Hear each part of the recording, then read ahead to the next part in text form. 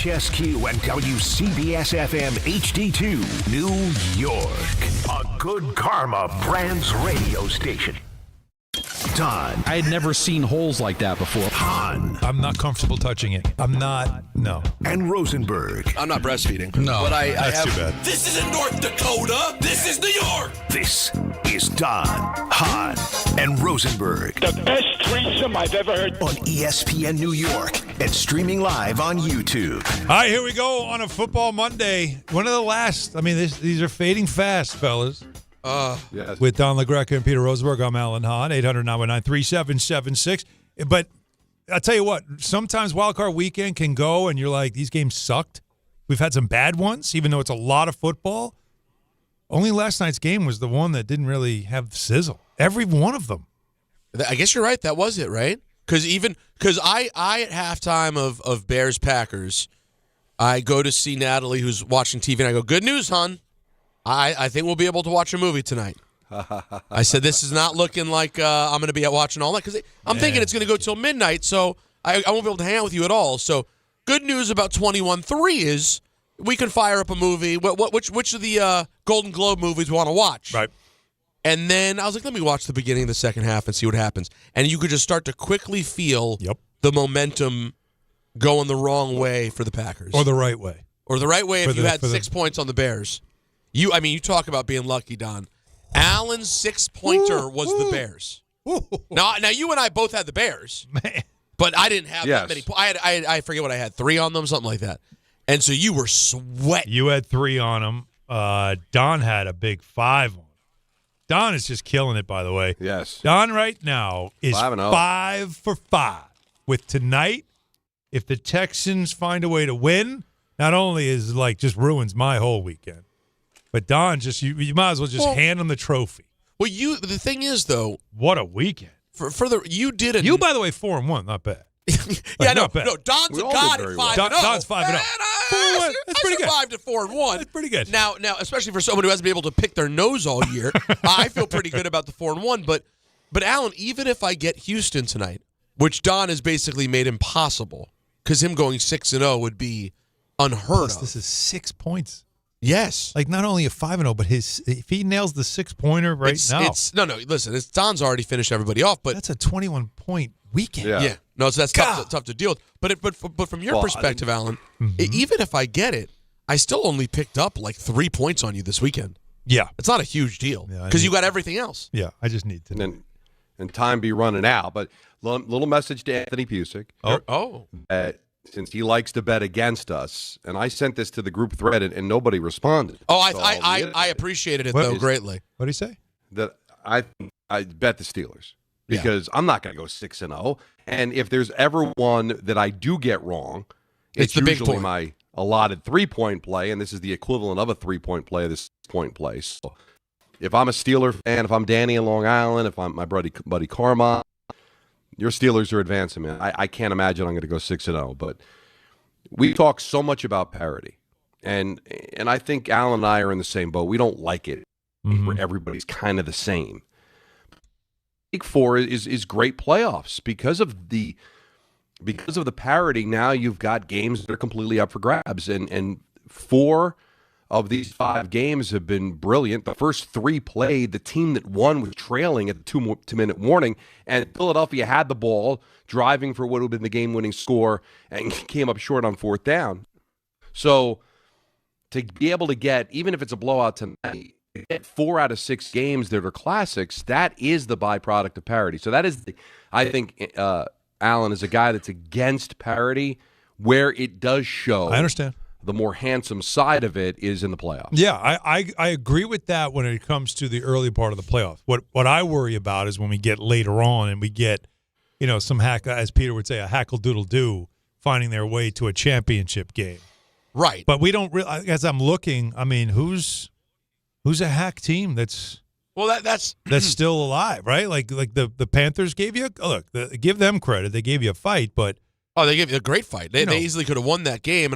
Bills, Broncos, Niners, Seahawks, Rams, Bears, Steelers, and we'll see what happens tonight.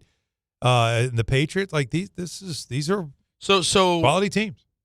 So what happens? So if the Steelers win. Oh, so it's Patriots just awaiting The winner. the winner. Okay, they'll play the winner. Got it. Sorry, the way the bracket's set up again is stupid and weird. So the Bills do worry me.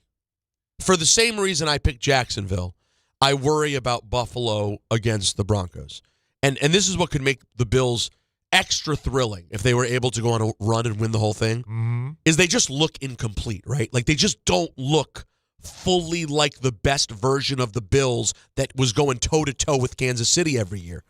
They don't see their weapons aren't quite the same. Allen is great, but getting beat up. It just seems like this is going to be a really hard test for them, that Denver defense. Now, should they get past Denver, and now Philly's out of the tournament, you got to start really dreaming about this has to be the year for Buffalo. It really should be, right? It's right there for them. And my theory of experience really took a hit, right? Because Hurts is out. Allen needed a last-second touchdown. Stafford needed a last-second touchdown. Remember, they were the patsies. Yeah. They almost won the damn game. Yep. So I don't know who you feel good about, honestly. One thing I can say is whoever wins the championship. Well, I guess we'll see. Yeah, we're being unfair to the one seeds, right? Yeah. Seattle and Denver, because of the inexperience at quarterback in the postseason. Nick's only last year.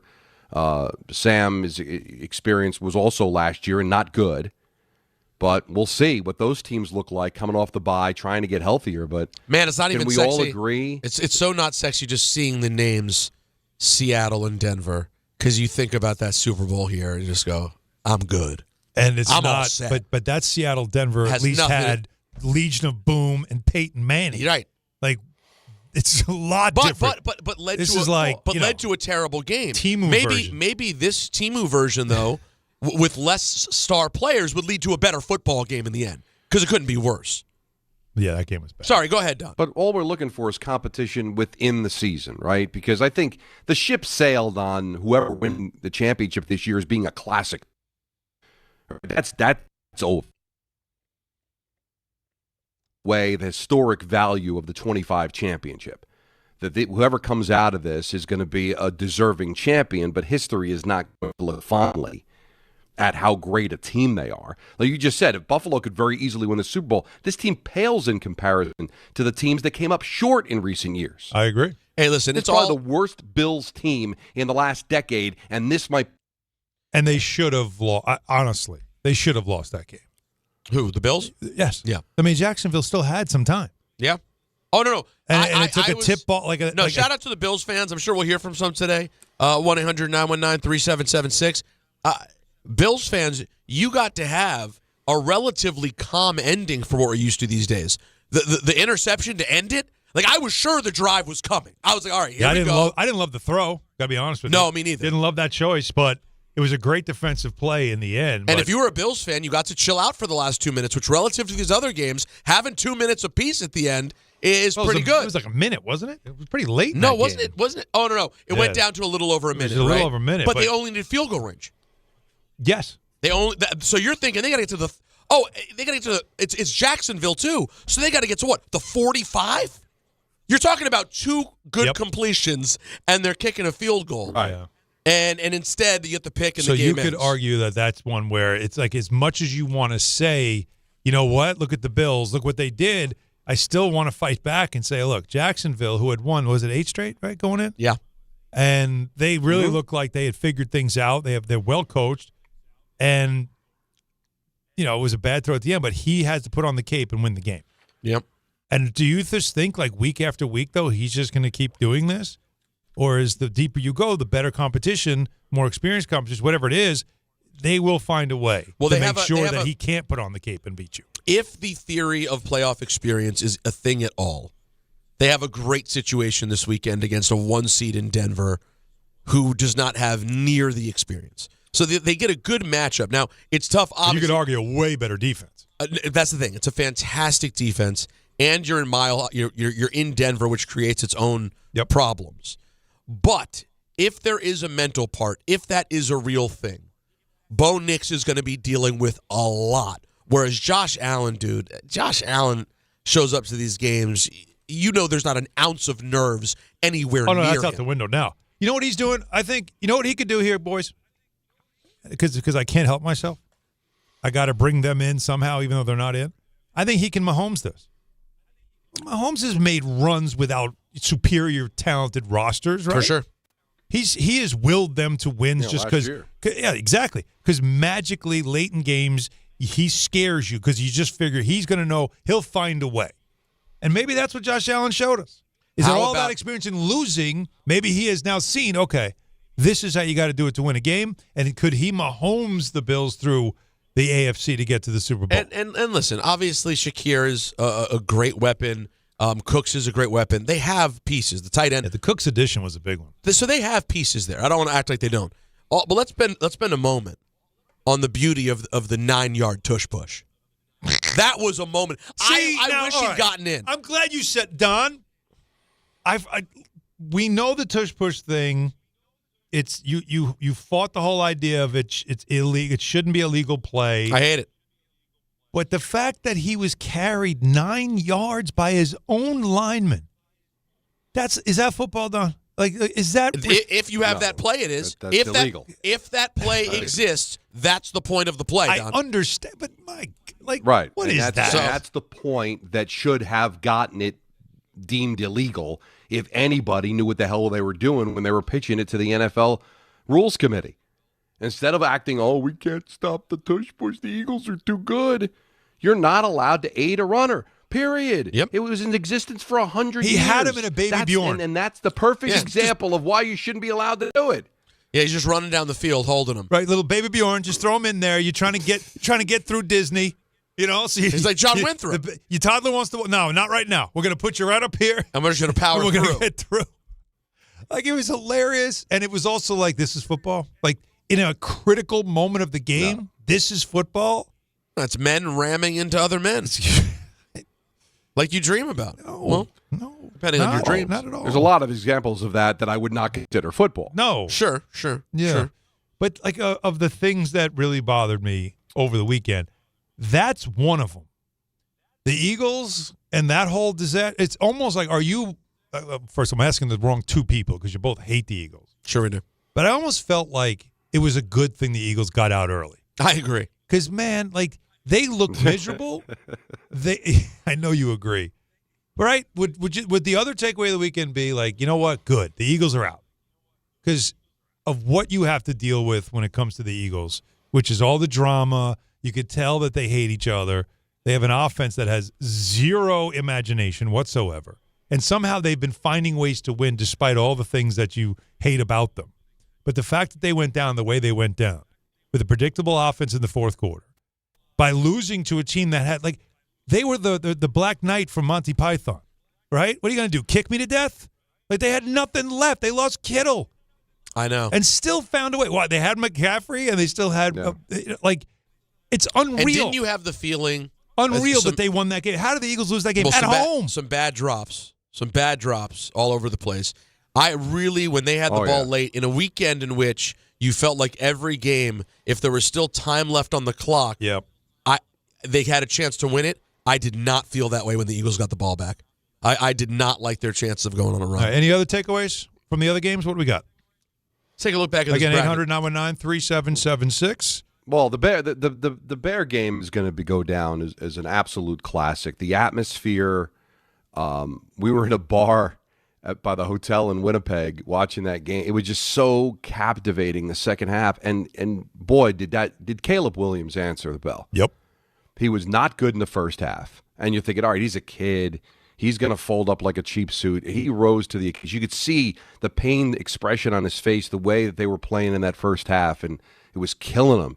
But he was given the second opportunity. They overcame the whole, we've got to go for it on fourth down instead of taking it 3 points. I thought it was going to come back and burn him. He was mad about that.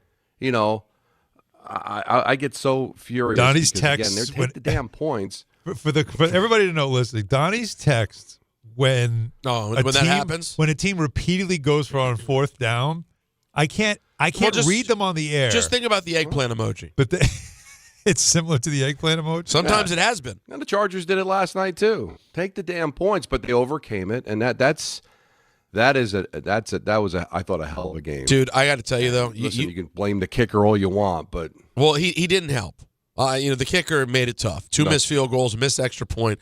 And you look back at what this Packers team has had happen to them in the playoffs, guys, going back to the late 90s. When they lose in the playoffs, it is brutal. It always happens in the worst fashion. And this is a very just tough one to get up from. It seemed like, guys, they just took the foot off the gas in the second half. It's like they were waiting for the Bears to come win the game. I really started like this has been Caleb Williams all season, though. I know. I mean, he they're and the Ben cardiac Johnson Bears. have really found something, and Caleb Williams has been a real big time fourth quarter clutch gene kind of quarterback. That one ball that he threw on fourth down was it third or fourth down? That just dime that he threw on the run. Third down. He throws with irrational confidence, which is why the interceptions in the first half. You sort of look on his face, like he almost was like he was stunned. Because he's so used to making throws and that, but that's what he is. He really is that kind of guy that when you get that late in the game, isn't that what I said when I picked him? I was just like, he's good late, but I didn't have any confidence in that second half. I thought Dennis Allen was just getting worked, and they turned it around defensively, made the adjust. This is what you want to see. Here's what when we talk about the Giants and hiring a coach, when we talk about the Jets and do they have a coach, what are the two things we always want to see? Talent's one thing, but adjustments. Is your team ready to play? All right, you're losing at the half, but what did you do coming out of the half? These are things that you saw on display by the Bears, and it was tremendous. And I think that's, take it a local spin. When the Giants blew all those games, who did they blow those games to?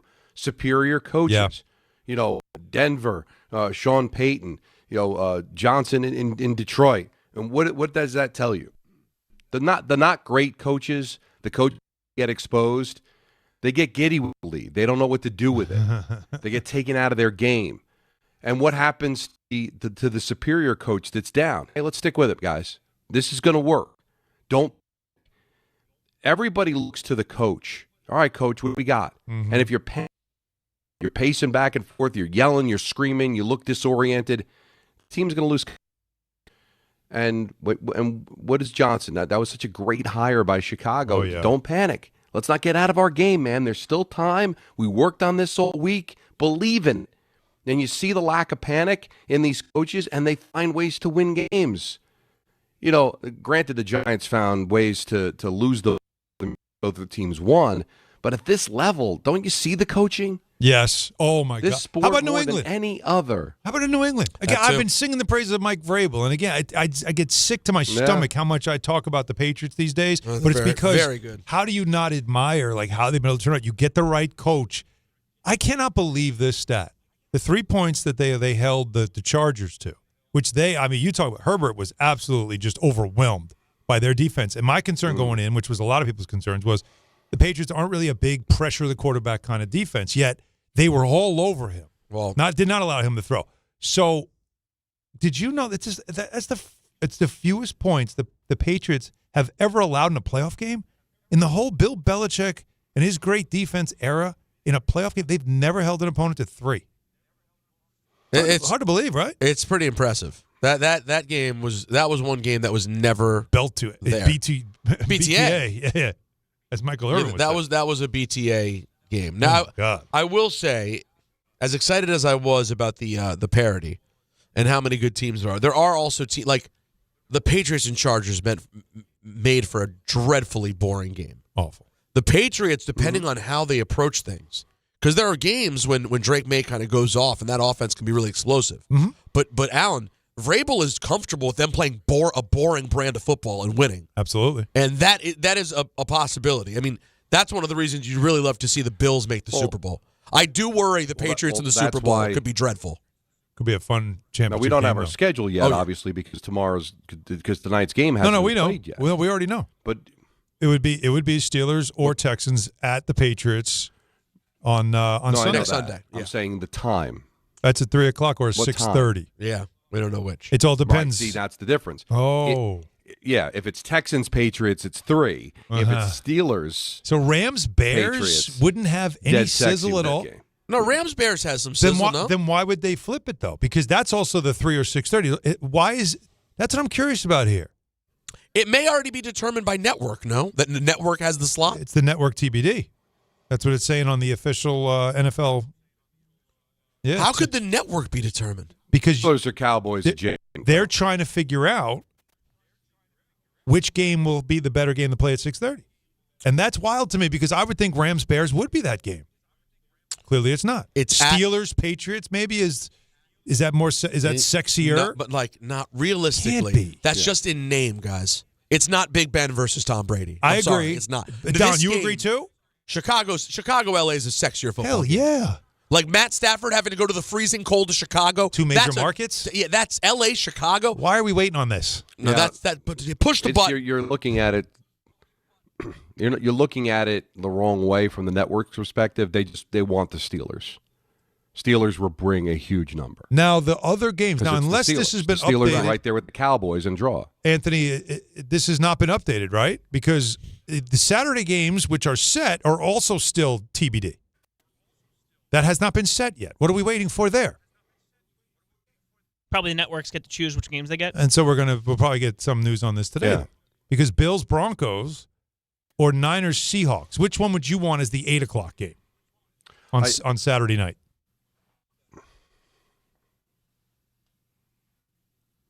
Which two again? Well, you got the first one is Bills Broncos. The second one is Niners Seahawks. So the AFC game's that one. The NFC game's the other I just gave you. They're 4:30 or 8.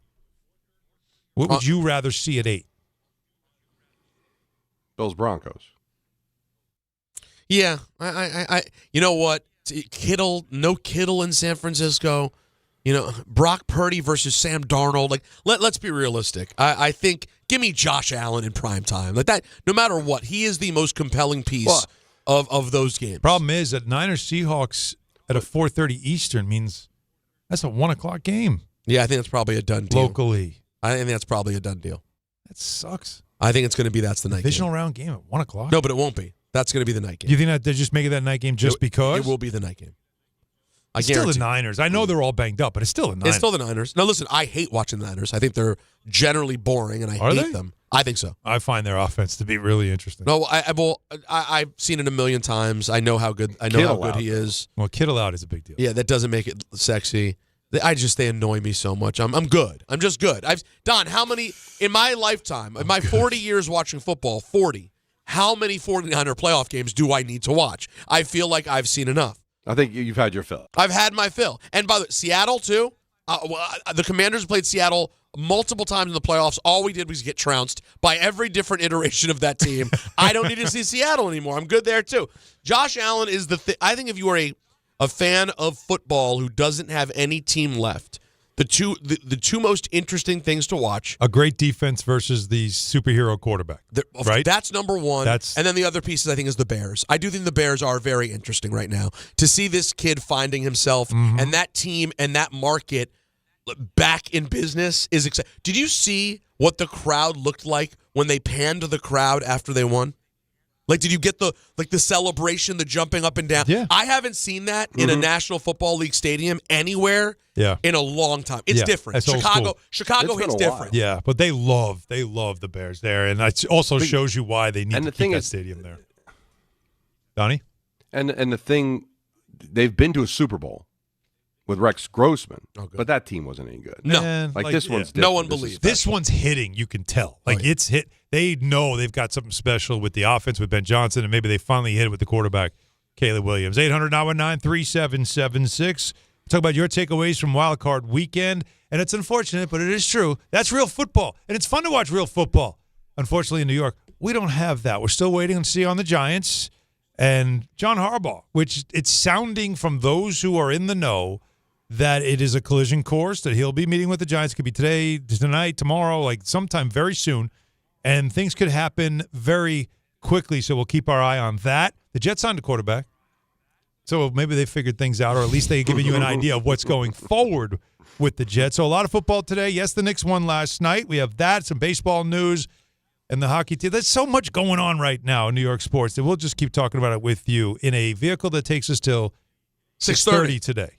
All right, so note the start time. We will have, though, an ENN. Your calls, 800-919-3776. Don Hahn, Rosenberg, ESPN, New York. Prizes, flyaways, even Cash money. You want it? We've got it. Find a list of all contests and official rules by visiting ESPNNewYorkContests.com. That's ESPNNewYorkContests.com. The final wild card matchup is tonight, and FanDuel is turning on playoff mode. All customers get a profit boost pack every NFL playoff game day. Tonight, you'll find a pack loaded with multiple profit boosts waiting for you in the app. Take your shot on an upset or build a parlay that fits the moment. Then apply your profit boost and go after even bigger payouts while the playoffs get rolling. So visit FanDuel.com/local, an official sportsbook partner of the NFL, and grab your profit boost pack every NFL playoff game day. 21 plus and physically present in New York. Opt-in required. Bonus issued as non-withdrawable profit boost tokens. Restrictions apply, including any token expiration and max wager amount. See terms at sportsbook.fanduel.com. Problem with a gambling problem? Call 1-877-8-HOPE-NY or text HOPE-NY 467-369. I know that hiring can be challenging. You sort through tons of resumes and you get too many so-so applicants. You're just waiting for someone to match your role perfectly. Well, now, there's a place where you can meet them fast. ZipRecruiter. Need to hire right away. Start your search for strong candidates. The right fit awaits. Build your team. Build it sooner. Meet your match on ZipRecruiter. Just head to ZipRecruiter.com/ESPN right now to try it for free, and you're on your way to meeting your match. 4 out of 5 employers who post on ZipRecruiter get a quality candidate within the first day. So try it now. Go to ZipRecruiter.com/ESPN. Once again, that's ZipRecruiter.com/ESPN. Meet your match on ZipRecruiter. Try it free. Hey, New York and New Jersey, Boost Mobile has an unlimited talk, text, and data plan that's only $25 a month forever, meaning you'll only ever pay $25 a month for the rest of your life. Who wouldn't want unlimited wireless when it only costs $25 a month forever? If you don't, you must be one of those people who enjoy overpaying for their phone plan. $25 a month forever is truly as good as it gets, so go online and switch now at boostmobile.com. After 30 gigabytes, customers may experience slower speeds. Customers will pay $25 a month as long as they remain active on the Boost Mobile Unlimited plan. Now let's take a look at the traffic with Brandy Scott. Hey there, guys. Good afternoon. We're going to start off in Nassau County, hitting the brakes on the LA eastbound over by Willis Avenue. An accident just moved to the shoulder. Bumper-to-bumper ride there from Lakeville Road. Not moving much on the Cross Island southbound in Queens. Accident in the right lane by Jamaica Avenue. Been out there for over an hour. Solid ride from the Bayside Marina on down. Heading over to the outbound, George looking really good on the West Side Highway and Henry Hudson. Cross Bronx westbound, packed from the Bronx River Parkway on through. Inbound George about 10 to 15 for the upper deck. Still have some afternoon road work on the span. Outbound Lincoln about 5 to 10. Outbound Helena 10 to 15. This report is sponsored by Duke's Mayo. Duke's Mayo, that's some good mayo. Duke's Mayo is the one with the catchy yellow lid. Grab Duke's Mayo at your local grocery store today. It's got twang. I'm Brandy Scott on 880 ESPN New York. 1 in every 6 men is likely to be diagnosed with prostate cancer in his lifetime. That's why New York Presbyterian wants to remind men over 50 to book a prostate cancer screening. A simple blood test is all it takes. It could save your life. Screenings are available across New York City and Westchester at locations near you. Schedule your annual prostate cancer screening today at nyp.org/cancer screening. Stay amazing. New York Presbyterian. Palmieri to the net. Score! The New York Islanders are back in action with a brand new theme night schedule you won't want to miss. Bring your friends out for the holidays and take home a custom holiday replica jersey or arrive early for special bobblehead giveaway nights for Matt Barzell and Bo Horvat. For Barzell. For Horvat, score! Explore the full theme night schedule at NewYorkIslanders.com. A SoFi personal loan is here to help you achieve something once thought impossible: overcoming high-interest credit card debt. Walk the tightrope of your finances with one low, fixed-rate monthly payment, no fees required, and as soon as the same-day funding. That's right. Pull off your own debt-defying stunt with a SoFi personal loan. Visit SoFi.com/trick to learn more Loans originated by SoFi Bank, N.A., member FDIC. Terms and conditions apply. NMLS 696891. This college football moment is brought to you by ServPro. College football teams have moments they recovered from and made it like it never even happened. Like on October 2nd, 1993, when the University of California faced a 30-0 halftime deficit to Oregon. Cal went on a remarkable 42-11 run in the second half to capture a 42-41 victory, one of the largest comebacks in college football history. ServPro, like it never even happened.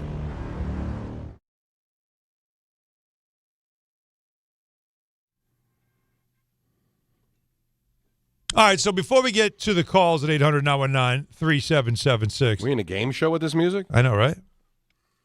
Well, it's... This gives you game show, Don? This is giving game show? No, it just gives me... The very Game beginning had a very show 70s-ish. Oh, the beginning. You meant before the beat came in. Yes. Yeah, and then the beat came in, and then I got like a highlight video from 1973 vibe. This is... You have no idea how fascinating this is to hear because like the 72-73 Golden Gophers. Jacob, you'd say this is one of the biggest New York songs like the last 20 years? It's up there, right? Never heard in my life. I would say top 5, if not probably top 3. Top 5 or top 3 biggest song. Like if you were to play it in a room full of like 30, I'd say 30 to 50-year-olds, everyone would rap along to this song. It's just interesting to hear your perspective. I would have never heard what Don heard.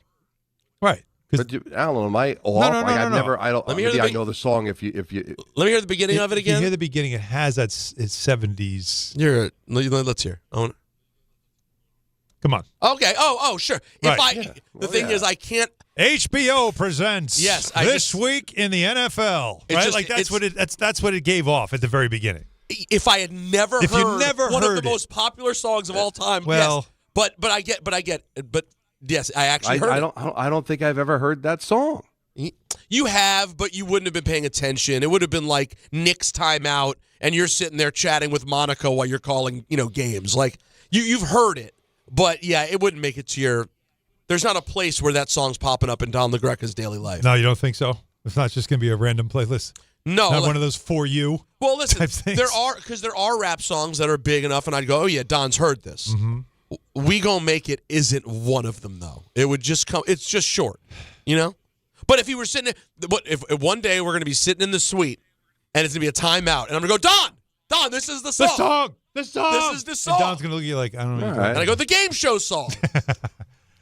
Speaking of game shows, this is the wheel is spinning, and the Giants are waiting for their turn. And the opportunity to bring in John Harbaugh could be imminent. To have him in, the feeling that we're seeing now, Gary Myers has said this, like they have now fulfilled, which, as I said in the chat, guys, I'm not comfortable with the idea that we are so dismissive with the Rooney Rule that it's like, well, they've already interviewed their Rooney Rule guys, so now they can just hire John when he brings them in, and they bring him in. No, it literally because it doesn't feel right to just sweep that away, but it is kind of true. It literally feels like offensive. You're like, oh, well, they got that out of the way. Yeah. It's like, well, that's not the point of it. If you're Raheem Morris, you're like, oh, okay. But yeah, great. I'm Thank you here for the that. trip. I'm glad I got the trip. Well, that's why I hear what you're saying, but when you have a candidate as significant as John Harbaugh, that's the only way you're going to look at any of these other interviews of guys that you don't have any intent hiring. Right.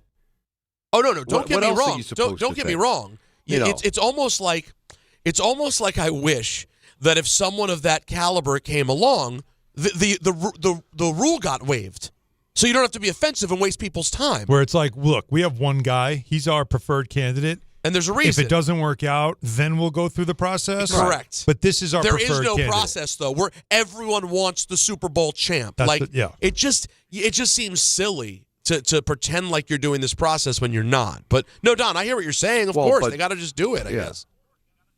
But here's the thing, is that the Giants do not have a guarantee that Harbaugh is going to choose them. Correct.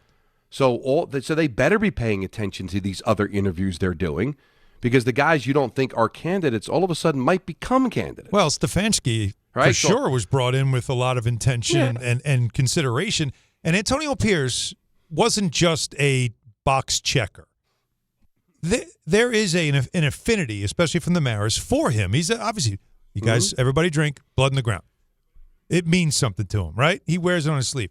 And so it doesn't mean you bring him in for a head coach interview and like him so much that then, as John Harbaugh is putting together, is again, a perfect scenario, John Harbaugh says, I want to coach the Giants, and then you say, hey, consider Pierce. We really like him, and he could be your defensive coordinator, right?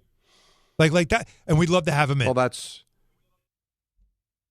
see, everybody looks at the Rooney Rule as a way for a coach to get an interview and become the head coach of that team he interviewed with. Yeah, that's the perfect scenario.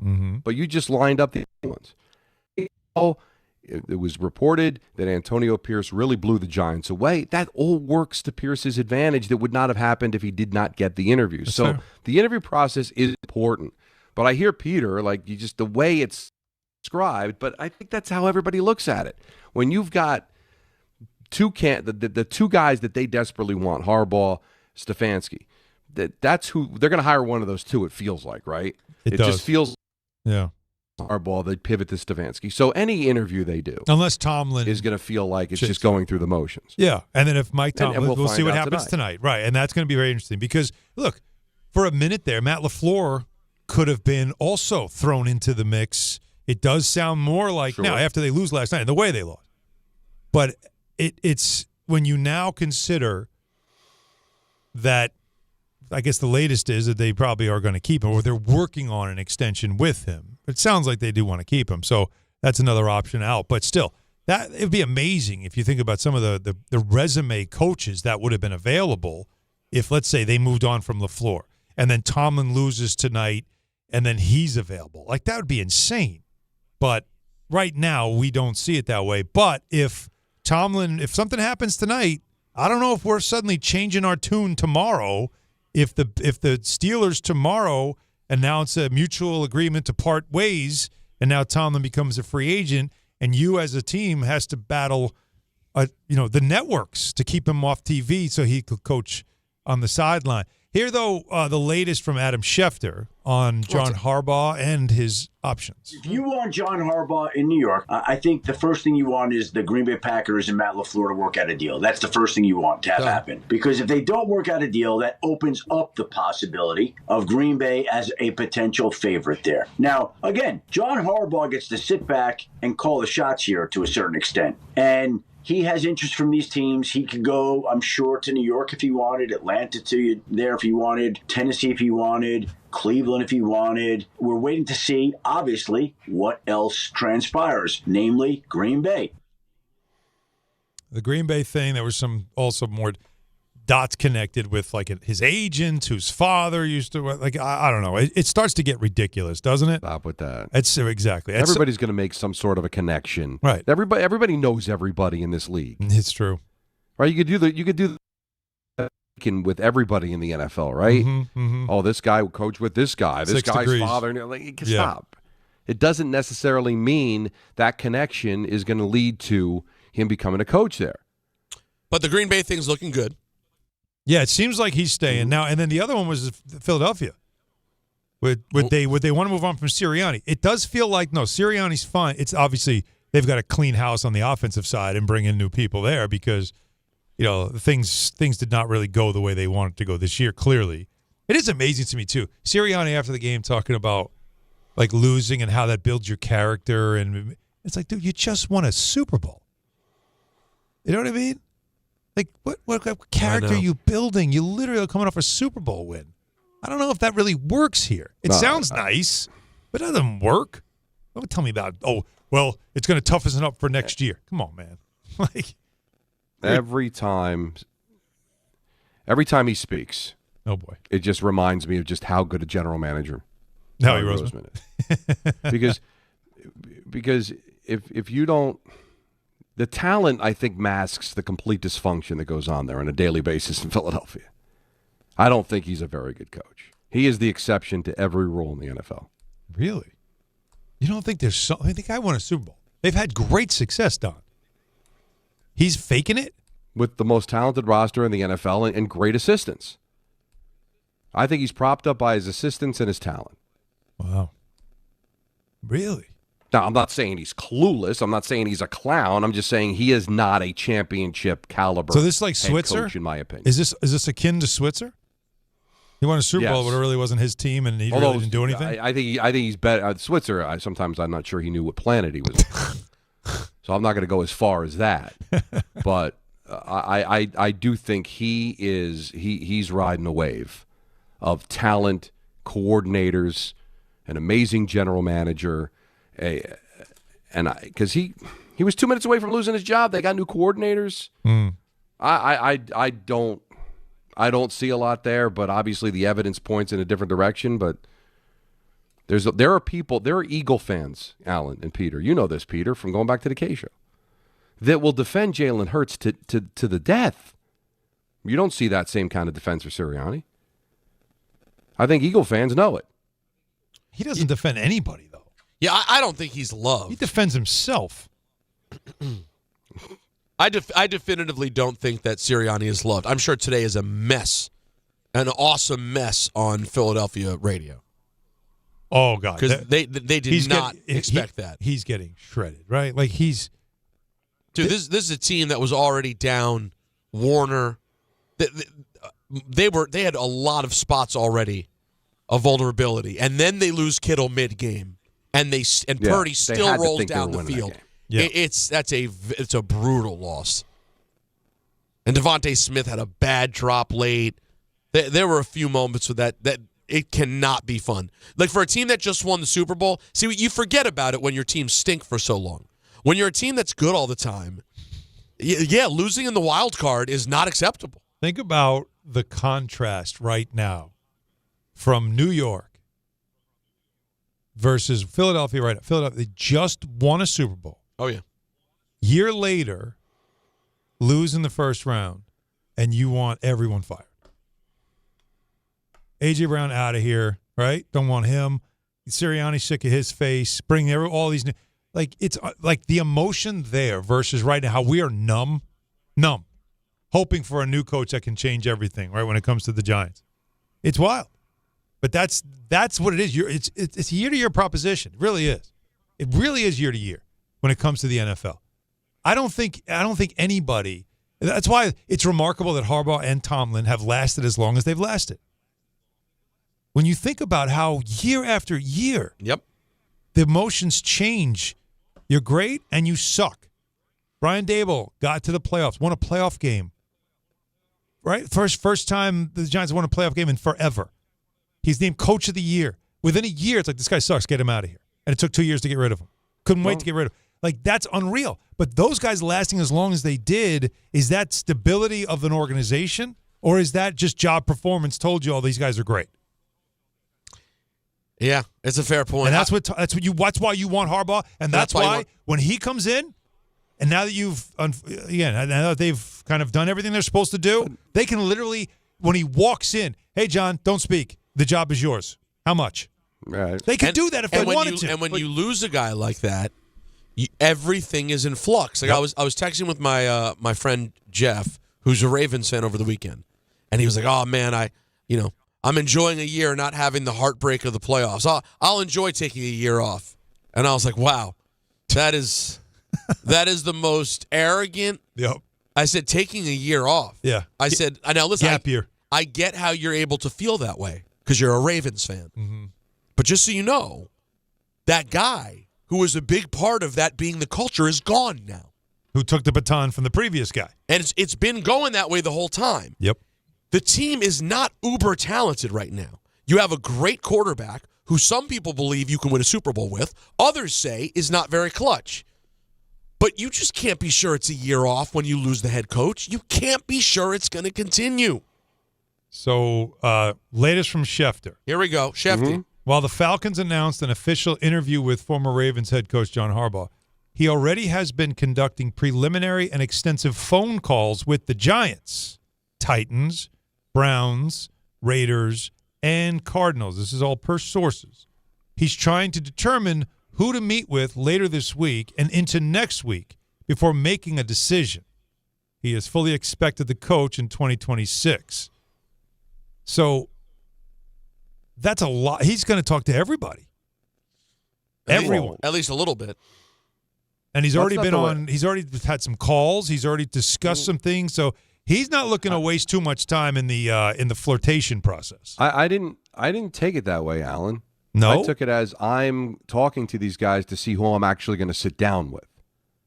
Yeah, right. So just because he had a phone conversation with Tennessee, it doesn't mean he's going to go to Tennessee and interview for the job. This is like the audition process. Do I want to even go see you? But don't you think that I think that's what I was trying to say is like he's listening to everyone, and then he's going like he's not wasting time. Okay, I'm going to talk to all of you. I'm going to talk to all of you. I'm not going to say no to anyone. But then I'm going to say, who am I coming in to see? And I promise you, if he's coming in to see you, you better be ready to offer him the job. Well, that's because where I disconnected with you. Like, I don't think he's going to meet with everybody. No. I think he's talking to everybody, and then he'll pare it down to like 2 or 3 teams. He'll go to their facility and talk to them and take seriously. He's not going to take everybody seriously. Yeah. So this again could bleed into next week. I'm telling you, next Friday. Next Friday. Oh, this Friday coming up. This one coming up. This coming up. Yeah. Okay. That is the earliest. Remember, I said that would be the earliest. Yes. And wouldn't that be the sooner that would be the better for the Giants? All right, we have your calls to get to at 800-919-3776, 4 o'clock hour. Of course, we have the NFL Binge. We also need to get into a little bit of the Jets situation because did the number 2 pick clarify or get more blurry? I think it got more clear. Oh. We'll discuss that in the 4 o'clock hour. Your call's coming up next. Don Hahn, Rosenberg, ESPN New York. The St. John's Red Storm go for their 3rd win in a row when they host Marquette at MSG. Coverage begins tomorrow at 6:10 on 880 ESPN and the ESPN New York app.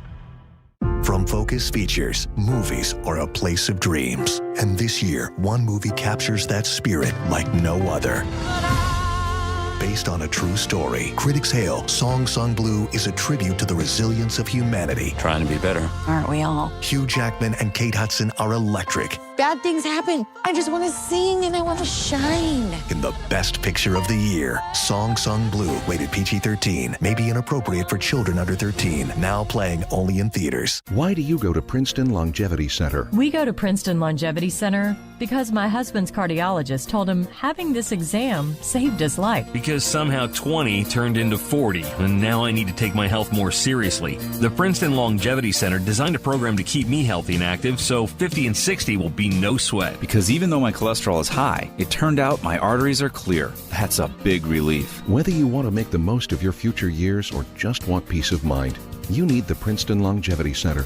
Their comprehensive preventive exam combines the latest technology with caring experts to create your personal plan for staying well. Because I shouldn't have to wait an hour for a 10-minute physical. I go to Princeton Longevity Center because I get everything done in one day and take my results home with me. Find out why you need Princeton Longevity.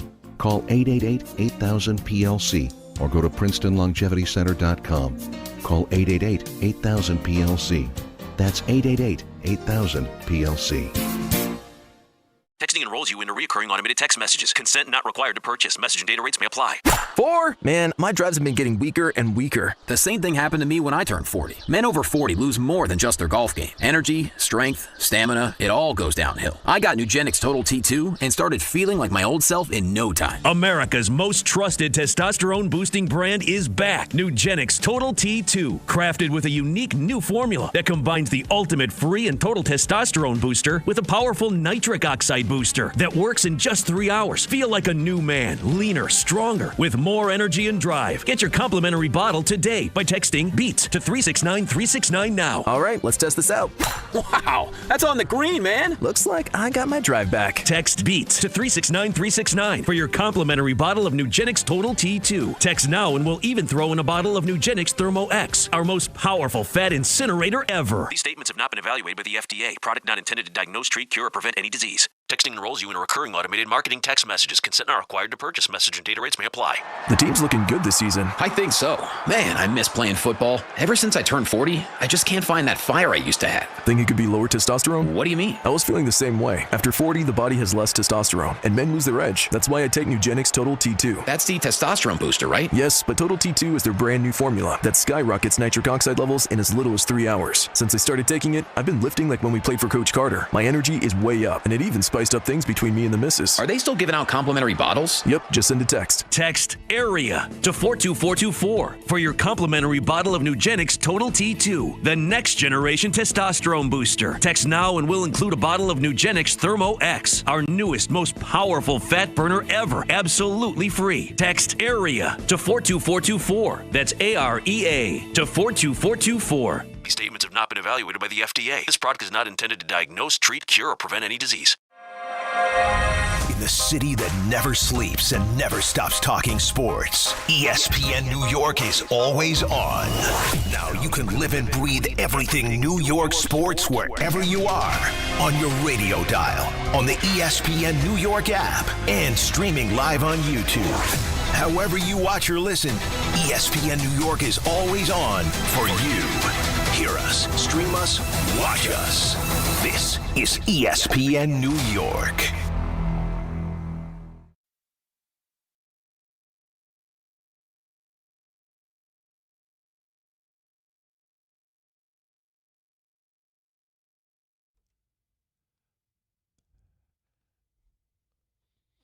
I think Jacob's just trying to see Don Now react to classic beats. Now he's messing with Don.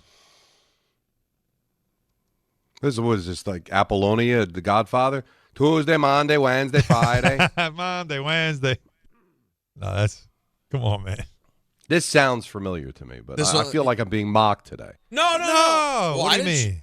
I don't know what Jacob's logic was, but it just seemed like an interesting beat to play that was maybe a setup to get a Don reaction. He's trying to get Don to say that he's, now I want some pizza.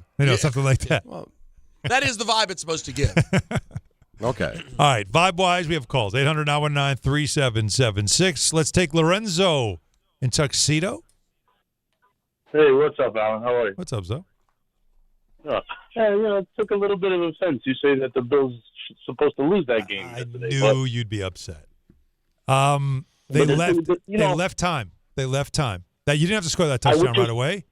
Listen, I was in Atlantic City yesterday. I was talking to a guy, Steelers fan in front of me, and me and him were discussing. I said, wouldn't it be crazy if he just took a knee right here? Yeah. No, it wouldn't. And then had 3 chances to do it. Right. But they just carried your quarterback 9 yards. You don't think they can get 1 yard? No, I think they could have. I think they should have. But that was just a side note. But I wanted to bring to light is that I believe the Bills, since the bye week, are number 1 in pass defense, if not number 2. And I believe 7th overall in defense by some metrics and 15 by others. But if they beat Jacksonville, which is top 3, and they also beat Denver, which is top 3, the only one that's really going to scare me, the number 1 defense, is in Houston. If they go through all 3 of them, they got to win the Super Bowl. Just want to hear you guys take it. Yeah, no, we were just talking about it, Zoe. Like the Bills look like, when we say, is it their year finally? That's why, while not everybody loves their roster, Don Peter, he can Mahomes this thing if he gets the right matchups, and they just continue to have that magic. This just could be his year to finally do it because the path could be there. This would be the year where he proves he's truly that guy, because they have the right teams in the tournament, but they don't have the exact right team. Yes. So if this had been the team of 2 years ago in this tournament, they're running through it. Yes. But it's not that team. They've struggled throughout the year in so many different kinds of matchups. They've won games, but they haven't won a lot. They've won some games running away, and they've won some games just barely. Yeah, and lost some dumb games. And lost some bad ones, yeah. Right. They're not the classic great Bills team, but lucky for them, this is not a great league right now. Right. Again, he was 0-4 on the road in his career. 3 of those losses were in Kansas City. Once the Chiefs were gone, and there's no Lamar Jackson, and there's not that classic team, he's a good shape. But still, they got to beat this Denver defense in Denver, Don. And then, in all likelihood, they'll go to New England to play Vrabel and their who's already played arch rival. Who's already played him twice. I believe they split this year, right? They did. And so but none of them that could be in Kansas City. Oh, you're right about that. That is true. Yeah, that does, nothing scares you. But I'll tell you what, if I'm buying, and I know, again, as a Jets fan, it just makes you sick, but if I'm buying for a good one, that's got to be the championship game you're looking for, isn't it? Bills-Patriots? Oh, it has to be 100%. It's the best game out there. There's more sizzle to it on many levels. No, that's the best game left in the playoffs. I think, could happen. I think is you're Bills right. Patriots. Mark in the car. But the thing is, I'm sorry. Go ahead. Yes, please. Mark, go ahead, Mark. Hello? Yeah, we got you, Mark. Go ahead. Hey, what's up, guys? Hey, so I was just wondering about the AFC North, especially if Tomlin leaves, what kind of a power vacuum is there going to be? Like, would Pittsburgh be waiting for Harbaugh, or would the Ravens be waiting for Tomlin to shake loose? No, that's why if you're, what's interesting, Mark, about that is that's why if you're Harbaugh, you're not fast playing this yet because you do want to see after this weekend what opens up, right? Because Green Bay could have been an option for you. Pittsburgh could be another option, and that's also, even if you don't really want to go there, it's leverage. So, there is definitely something there. And then the Tomlin of it all, which is who goes to the top of the list now, because Harbaugh's right now the number one candidate. Does Tomlin become the number one candidate? Is it 1A, 1B? Yeah. So, tonight's game and the end result is huge. And Stefanski, of course. Yeah, imagine your fallback is Stefanski, who I still think is a very good coach. But you're right. And that division suddenly has 3 new coaches next year. With that division was had so much stability, would have 3 new coaches. But it sounds to me for Harbaugh, quarterback's important. So how is Cleveland and Pittsburgh in play? You're only going to have Rodgers for 1 more year, maybe. Right. Cleveland's got a ton of quarterbacks, but are any of them any good? Mm-hmm. And again, I'm not trying to prop Jackson Dart to be like I can't miss, but I think that's what put Tennessee in play. Tennessee's not particularly attractive, but Cam Ward is there, and if he wants to work with Cam Ward, that puts Tennessee as really, for me, the only legitimate threat if Green Bay doesn't fire LaFleur. I think quarterback is going to be so important. To me, again, if you want to keep winning, you got to go somewhere where it's set up, and that's why the Giants have to feel good because they do feel like they've got their quarterback of the future. 800-919-3776. Of course, we'll continue with your calls. But let's get into something that are we starting to learn a little more about what the Jets have option-wise for the upcoming draft as we are watching some of the quarterbacks who could be available in that draft still play. The number 2 pick, some people think it might be a little more fuzzy than it was after we saw the performance of Dante Moore in Oregon. But I'm thinking that maybe it got more clear. We'll discuss that next. Don Hahn, Rosenberg, ESPN New York. Good Karma Brands is proud to be an equal opportunity employer, providing equal employment, development, and advancement opportunities to all teammates and applicants. To learn more about careers with us, please send an email to talentacquisition@goodkarmabrands.com. That's talentacquisition@goodkarmabrands.com. More people trust their hearts to New York Presbyterian than any other hospital in New York. It's because New York Presbyterian has the most experienced cardiovascular doctors, treating a full range of heart conditions, from heart failure to valve repair, with the most advanced treatments. Find a doctor at nyp.org/heart. New York Presbyterian. New York Presbyterian Hospital, based on U.S. News & World Report 2025 to 2026 cardiology, heart, and vascular surgery rankings. Hey, New York and New Jersey, Boost Mobile has an unlimited talk, text, and data plan that's only $25 a month forever, meaning you'll only ever pay $25 a month for the rest of your life. Who wouldn't want unlimited wireless when it only costs $25 a month forever? If you don't, you must be one of those people who enjoy overpaying for their phone plan. $25 a month forever is truly as good as it gets, so go online and switch now at boostmobile.com. After 30 gigabytes, customers may experience slower speeds. Customers will pay $25 a month as long as they remain active on the Boost Mobile Unlimited plan.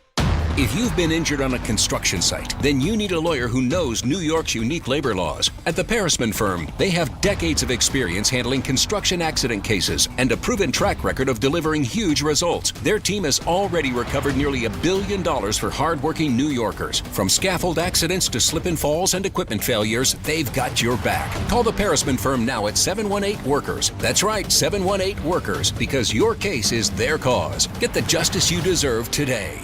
With Progressive Customer Service, there are lots of ways to connect with us, so you never have to miss a second of your favorite sport. Because you'd much rather watch a ball go through a net 124 times in 48 minutes when you don't really have to pay attention until the last 2, and then somehow those 2 minutes will take an hour. You don't want to miss all that. Luckily, you can chat with Progressive on our app, online, or over the phone without missing a single one of those times the ball goes through the middle circle. Progressive Casualty Insurance Company, affiliates, and other insurers. Not available in all states or situations. Rich Eisen here. Hiring for your small business can feel like a full-time job, but LinkedIn Jobs AI Assistant takes the heavy lifting out of it. It filters applicants based on the criteria you set and suggests 25 great fit candidates daily, so you can invite them to apply and keep things moving. Hire right the first time. Post your job for free at linkedin.com/Eisen, then promote it to use LinkedIn Jobs' new AI Assistant, making it easier and faster to find top candidates. That's linkedin.com/Eisen to post your job for free. Terms and conditions apply. Then promote it to use LinkedIn Jobs' new AI Assistant, making it easier and faster to find top candidates. That's linkedin.com/Eisen to post your job for free. Terms and conditions apply. Hey, this is Mika at Binge. Hey, this is Adam Fox. Catch every Rangers game right here on 880 ESPN. WHSQ and WCBS-FM HD2, New York.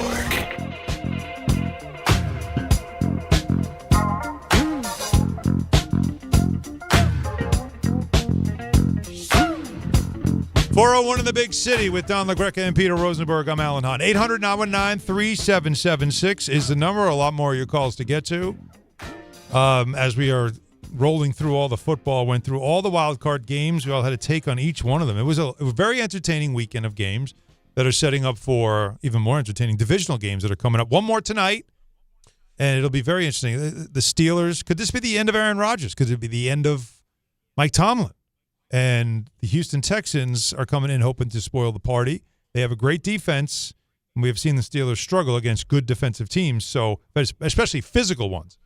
So tonight, Monday Night Football, this is a not to mention Alan, huge game. If Don gets it, he's 6-0 in the first round. I don't want to focus on that. And if I get it, I'm 5-1. Yeah, that's very good. Both against the spread. And I'd be 3-3.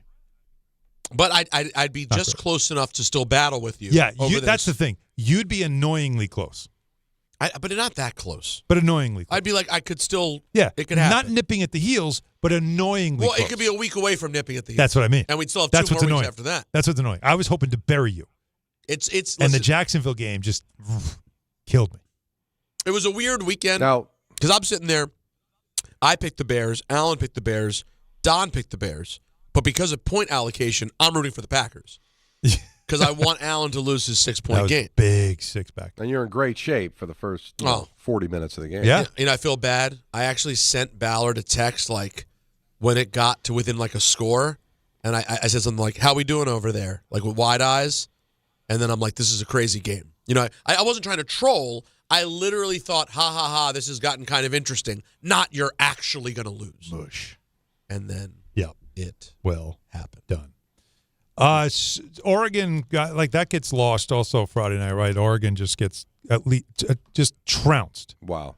You don't like that kind of loss. I mean, we thought I know what that loss is like. College football playoff has been good. Wow, even the higher seed or the low seeds, would it be higher seed, low seed, 10 seed? What do we? It's hard to say. I don't know. What is it? What do you say there, Don? Higher seed. Is it a higher seed? A higher seed is the better seed. Is the better seed. Yeah. So all right. So a low seed would be like the 6 or the 10, right? Yes. Okay. Yeah, exactly. So it was good to see that. It shows you expansion does work. It means the number 2 doesn't always go on the run. But Oregon, I mean, my God, that just absolute no show. Dante Moore, who everybody's starting to get excited about, who is listed in a lot of people's rankings as the second best quarterback who could be available in the draft. And he did not really do well for himself. And from there now, you start to say the Jets have the number 2 pick. It looks more and more like Mendoza is the runaway to go number 1. Right? Heisman, best team in the sport. It looks like they're going to win the championship. I mean, that's going to be that them and Miami's going to be an unreal game because it's Miami's great defense, and then that offense that Cignetti has with Mendoza is off the charts. But, of course, this is the year when the Jets need a quarterback that they have the number 2 pick, which means it's the same as the Trevor Lawrence year. Except we don't know what Mendoza is going to be in the NFL. So when a lot of people are wondering, well, that really makes that number 2 pick fuzzy for the Jets. What do they do? I think it makes it more clear, don't you think? I think I've been saying, you guys have heard me say this. They should not draft a quarterback with the number 2 pick in the draft. Doesn't mean they shouldn't draft a quarterback, but not with the number 2 pick. And I think it's clear now. But why do you say it's so clear? because Dante Moore has potential, but there's nothing he can do in a pro day that's going to make up for what he looked like in that game. Early in that game. I get it, but I don't know how they feel about him. And not knowing how they feel about him, I don't know how much damage he did on Friday. I just keep circling back to how these quarterbacks seem to jump after the season is over. And we put so much stock on their performance. And I don't know if general managers think that way. So I don't know where the Jets have him on the board, but let's say they're in full bloom love with the kid. Okay. And they think he checks every box for them. And then he does have a great pro day, and they come in and talk to him, and his Wonderlic is off the charts, and they may not care about that performance. I don't know. Well, then you better have a veteran who's going to play ahead of him, and so you're not forcing him in to start. That he can't be what they. Yeah. I guess what I have is the PTSD about Zach Wilson. That's what it is. If you want to, and it's the number 2 pick, you don't have to take him at 2. You don't. You trade out, get more picks, make your roster better, and take a quarterback later. I'd rather them take Trinidad Chambliss later than take use the number 2 pick on a guy who if you think he's got potential, he's not going to be ready. If you don't want to trust me because I'm just some Bobo basketball guy, how about Rich Cimini on the Flight Deck? Who's a Bobo football guy? Well, he's been around for 40 years. Right. He covered them when they were the Titans. This is what he said about warning you and the Jets and everybody else about these quarterbacks who don't have a lot of experience in college. If you look at the recent first-round quarterbacks with fewer than 20 starts, it is not a promising field. I'll read some names. Check out Anthony Richardson, Trey Lance, Mac Jones, Kyler Murray, Dwayne Haskins, Mitch Trubisky, Ryan Tannehill, Cam Newton. That's going back to 2011. All the first-round quarterbacks with fewer than 20 college starts. The only star of that group is Cam Newton. Ryan Tannehill had a solid, long career. The rest of them either busts or underachievers. So beware of the college quarterback with very few starts. That's why Moore is such a wild card in this draft. So if you don't believe me, what about what Rich Cimini said? Well, you're saying two different things, right? Just because he's not ready doesn't mean you can't draft him. At 2? If you like him and you want him. But, Donnie, that's such a valuable spot. You know how many picks you can get for that and let somebody else take him and then have the patience to I don't trust the Jets to have the ability to develop a quarterback. Let's start there. Then there's nothing to talk about. So then, then it won't matter. But if it does matter, if you like him, right? Yeah. And you think his lack of experience might be the reason that he did not look good on Friday. But if you still believe he can mature into be a great quarterback, he could be the perfect guy to take because there may not be any pressure to play him right away. If you take Mendoza, you got to play him right away. Wait a minute. Because he's Mendoza. No. And he won a national championship. Woody Johnson, you take a number 2 pick quarterback and there's no pressure to play him? There's nothing but pressure to play him. Well, first of all, pressure is all relative to how much you accept the pressure. Like, Mendoza is going to come in as a star, galloping on a white horse, right? I mean, national championship. He'll go to Las Vegas, and that's what he'll be. Right. So you might use him to sell tickets. Now, Moore is the kid that got blown out by Mendoza. Moore's the kid that you're not sure they should have taken him at 2. So there may not be a lot of pressure. But if you believe in him and believe he can mature into be the great quarterback, you can't pass on that just because you don't start him right away. Like, all the quarterbacks that he listed didn't play a lot in college. If Moore decides to stay, just hear me out. It doesn't sound like that's going to happen. Right, but let's just say he decided to stay at Oregon. All right. And now he puts another 12 regular seasons and now plays and wins a national championship, then that's clearly somebody you would have no problem taking at number 1 or 2 next year. Well, it's all about prognosticating where these kids are going to be. If you believe in him and think that if he stayed in college one more year, he would be worthy of the number 2, well, then why not draft him number 2, have him sit, have him watch, let him get into some preseason games and mature into the quarterback that you want him to be. But why do you have to start these guys? Because Don, it's the Jets. Exactly. It's what they do. Point, but also, is the Jets the organization you want to develop a quarterback? No. Not in the past, but has this regime proven it's not? I mean, how's Justin Fields look? Did he get better, or did he stay the same? He did not improve. I think he got worse. He might have gotten worse. No, he did get worse. There's no might. He might have gotten worse. He won games in Pittsburgh. He wasn't great, but they were winning football. He was worse. Yeah. So that obviously is a strike against the current regime. And if sure. if I'm Darren Mugia, I've got to look at it like I am not in a position to bring in a project quarterback right now. I can't do that. So he might in 5 years develop into something useful. But remember, Trey Lance was one of the names on that list. He was taken third. He's still a backup. Like that never. And by the way, he was taken by an organization that knows what they're doing with quarterbacks. The 49ers. Kyle Shanahan handpicked him. Trade up. Get that guy. I want him in my system. I want to teach him. And then they realized this was a mistake. So the Jets did it number 2 with Zach Wilson, and it was like, oh, he should start right away. When everybody's like, you shouldn't start him right away. Well, because they were idiots. That's well, nothing's changed though, Don. So I would rather take that pick, turn it into multiple picks. Let someone else leapfrog up and say, I'll take Dante Moore because I have a starting quarterback already, and I want to develop this one. Like the Rams might want him because Stafford's old. True. Right? So give me a couple of picks, and I'll get a bunch of picks, and maybe I can take Chambliss a little bit later. That might still be high for Chambliss, but at least I got somebody that I can feel good about, but I didn't have to use the number 2 pick, and I got extra picks for it. Do you understand what I mean? No, you're making perfect sense but what you're doing is compensating for a lack of ability to develop a quarterback. Yes. So you're dead. No matter what you do, you're dead. Right? So if I can't develop a quarterback, I couldn't work with Justin Fields. So I'm going to draft a quarterback later. So there's not the pressure to play him. You still have to develop a quarterback. And if they can't do that, then it doesn't matter. You can have 1 billion picks. You can have the greatest football team in the history of Earth with no quarterback. Where are you going? Well, I could use those picks to get a better quarterback. I could also use those picks to make my roster better while bringing in a veteran who could just be decent. Hey, how about going out and finding somebody that could develop a quarterback, for God's sakes? Well, that's hard to do when nobody wants to take easier? the job. Well, doesn't it sound easier? Well, they thought they had that with Greg Knapp, and then unfortunately that didn't work out, right? Well, there's other Greg Knapps. God rest his soul. But let's not make it seem like the quarterbacks aren't being developed, right? I mean, what you're doing is compensating for the biggest negative this franchise has had in 50 years.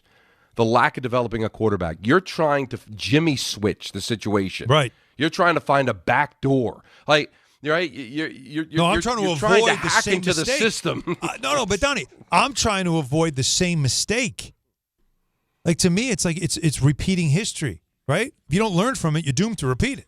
Right. And we've seen over and over again. Christian Hackenberg, take him with a second-round pick, although we're going to develop him. Guy never played. Right. But like this is, again, Zach was not good. Sam, they gave up on too soon. But because they didn't know what they were doing with him, they didn't know what they had in him, and then they let him go, and he became a good quarterback because once he got out of here, he figured it out.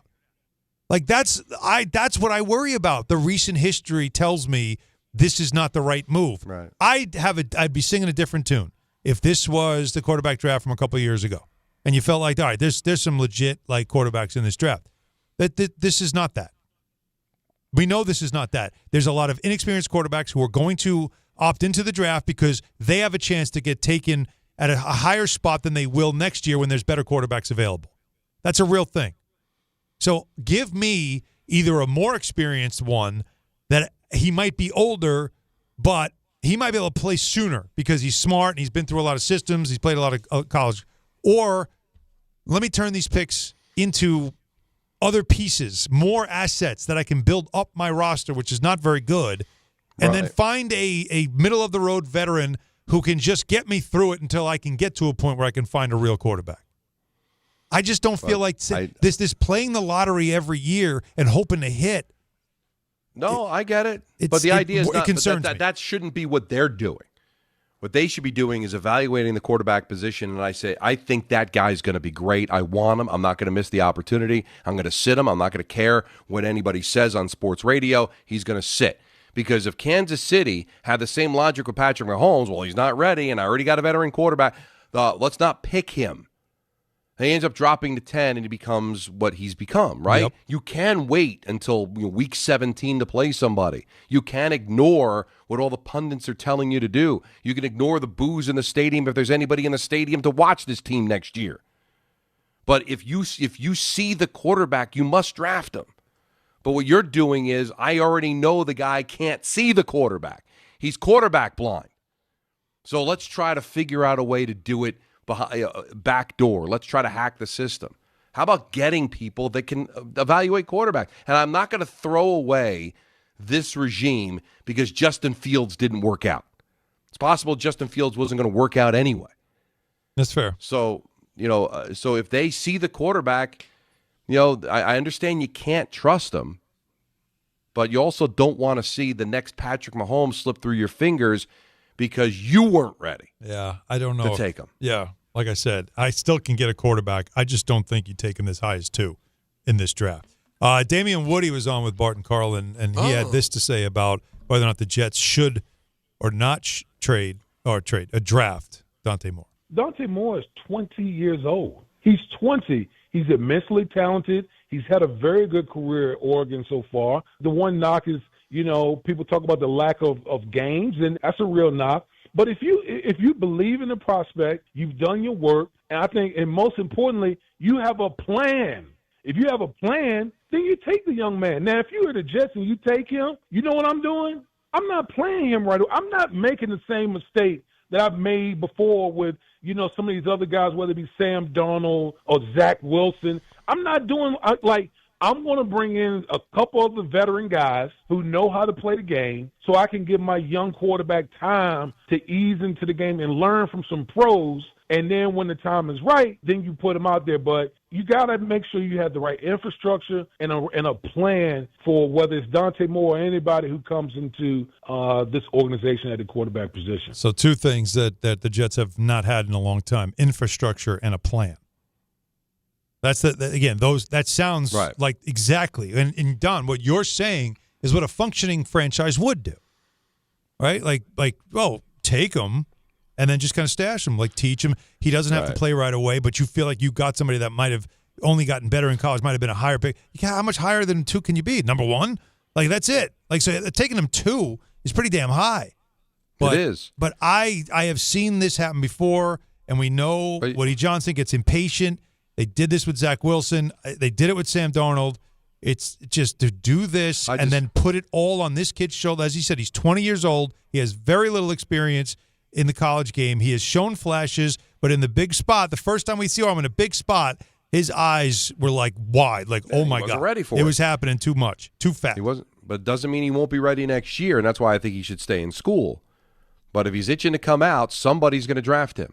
And if he turns out to be that guy, you're going to probably kick yourself that you didn't take him. I feel bad for Jet fans because I understand what you're trying to do. You're trying an end around. You're trying to find another process when there's only one process. Well, what's wrong with collecting draft capital when you're not a good team and you're not a good roster? But that's not why you're doing it. You're doing it because you don't think they've got the infrastructure. You don't think they can function as a franchise. But I also don't think he should be taking it too. I think you can do better there, and you can get he's not somebody that Zach Wilson shouldn't have gone 2. Trey Lance shouldn't have gone 3. Well, Zach Wilson did because people were the last pick in the draft. Well, I'm saying, but this happened because teams a run on quarterbacks, and everybody just starts making these crazy pickups. And it's you didn't need to do that. You could have found a quarterback later on, like the Giants did. They didn't get the guy they originally wanted in Cam Ward because they didn't have the number 1 pick. They ended up getting a guy they really fell in love with later in the first round. That can happen. And why? Because Jackson Dart actually played in college. Well, that's why I don't know how they feel about Moore.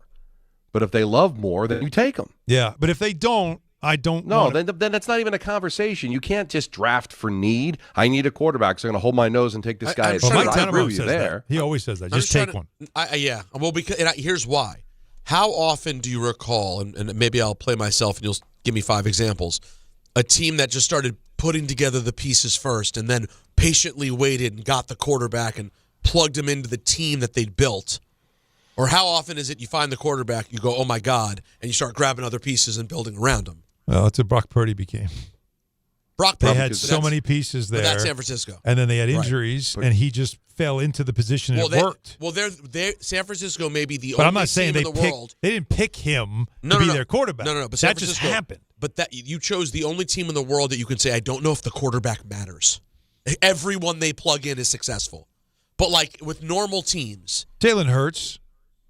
right? Like Wentz was supposed to be the guy there. He got hurt. And then when he came back, he wasn't the same. And then they drafted Hurts in the second round. And once he started playing, they realized we're better with this guy. Yeah. And that was the end of Wentz. And that does happen. Well, Russell Wilson. And they had a ready-made team there. Happens. It Yeah, does. That was a previously made But what team. I'm giving you are two accidents. And not only that, hold on. You not only gave me accidents, you gave me teams with the best up-top infrastructure in the league. That's a good point. The opposite of the New York Jets. Yes. Well, because you're looking at this infrastructure, this lack of being able to develop a quarterback. There's other issues, too. Have they been able to develop a roster? I know everybody's loved their talent over the last couple of years, but how deep has the talent been? Does the talent win? They haven't to build anything. The talent has always been overrated. Let's be honest. The defense was overrated. Because Peter, can we honestly say, as much as they've needed a quarterback, and the quarterback has been the number one problem for the Jets in forever, have they been a quarterback away in recent vintage? We thought they were when they got Rodgers, right? Because the team was immensely talented. We'll plug Turned Rodgers out, in. No. And maybe that first year, maybe if he didn't get hurt, that team might have been able to challenge for a playoff spot, maybe make a run. But if you can't function, Alan, you can't function. All right? They're spitting up and wetting themselves at the same time. We're focused on the spitting up because we see that. Yeah. But then they stand up and go, that guy's been wetting himself the whole time too. They're a mess. And you try to hide the mess by, I understand. I love what you're doing. But it's almost a work. Like you're trying to figure out another way to invent fire.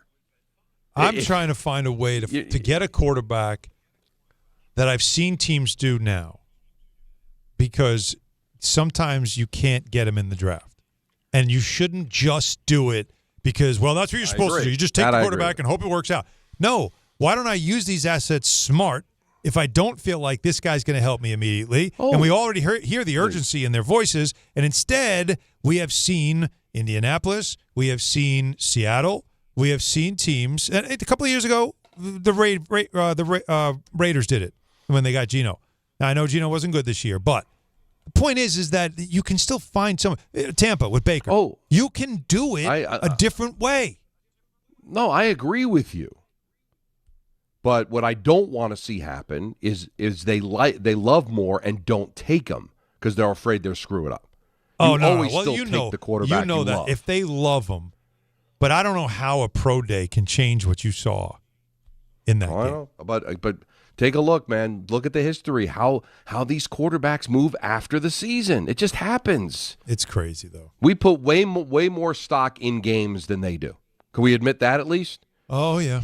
I don't know if Friday was a flea on an elephant's butt to some of these general managers. They probably didn't care at all, and it's everything to us because it's all we see. That would concern me. Now, again, this is Darren Muji's biggest moment right now as a general manager in his young general manager career.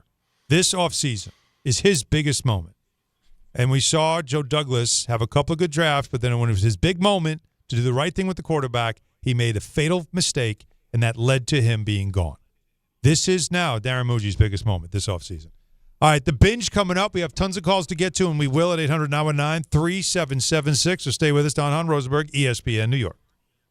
The St. John's Red Storm go for their third win in a row when they host Marquette at MSG. Coverage begins tomorrow at 6:10 on 880 ESPN and the ESPN New York app. Focus Features presents the film Hamnet from director Chloe Zhao and producer Steven Spielberg and Sam Mendes. Discover the untold story behind Shakespeare's greatest masterpiece. Winner of more audience awards than any film this year, Hamnet is a monumental cinematic experience. And now it's the Critics' Choice Award winner for Best Actress, Jessie Buckley. Hamnet is the best picture of the year. Hamnet, rated PG-13, may be inappropriate for children under 13. Now playing only in theaters.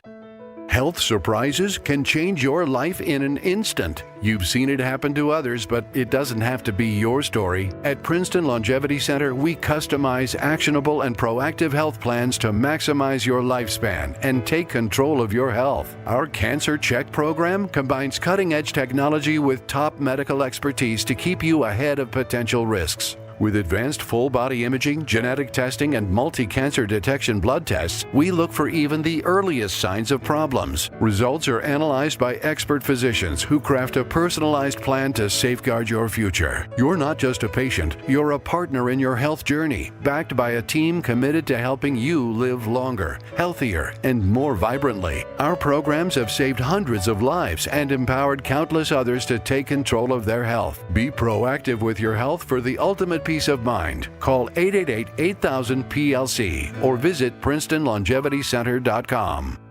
All the way over Barzell, score! New York Islanders hockey is back at UBS Arena, and it's time to bring the family and make some noise.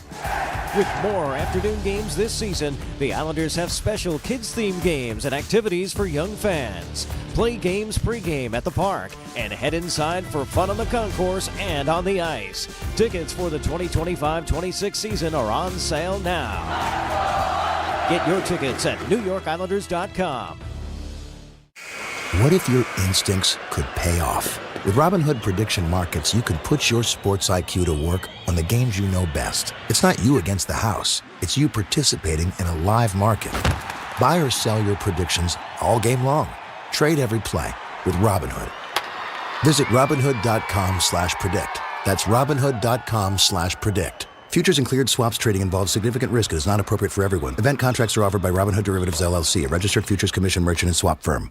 Texting enrolls you into recurring automated text messages. Consent not required to purchase. Message and data rates may apply.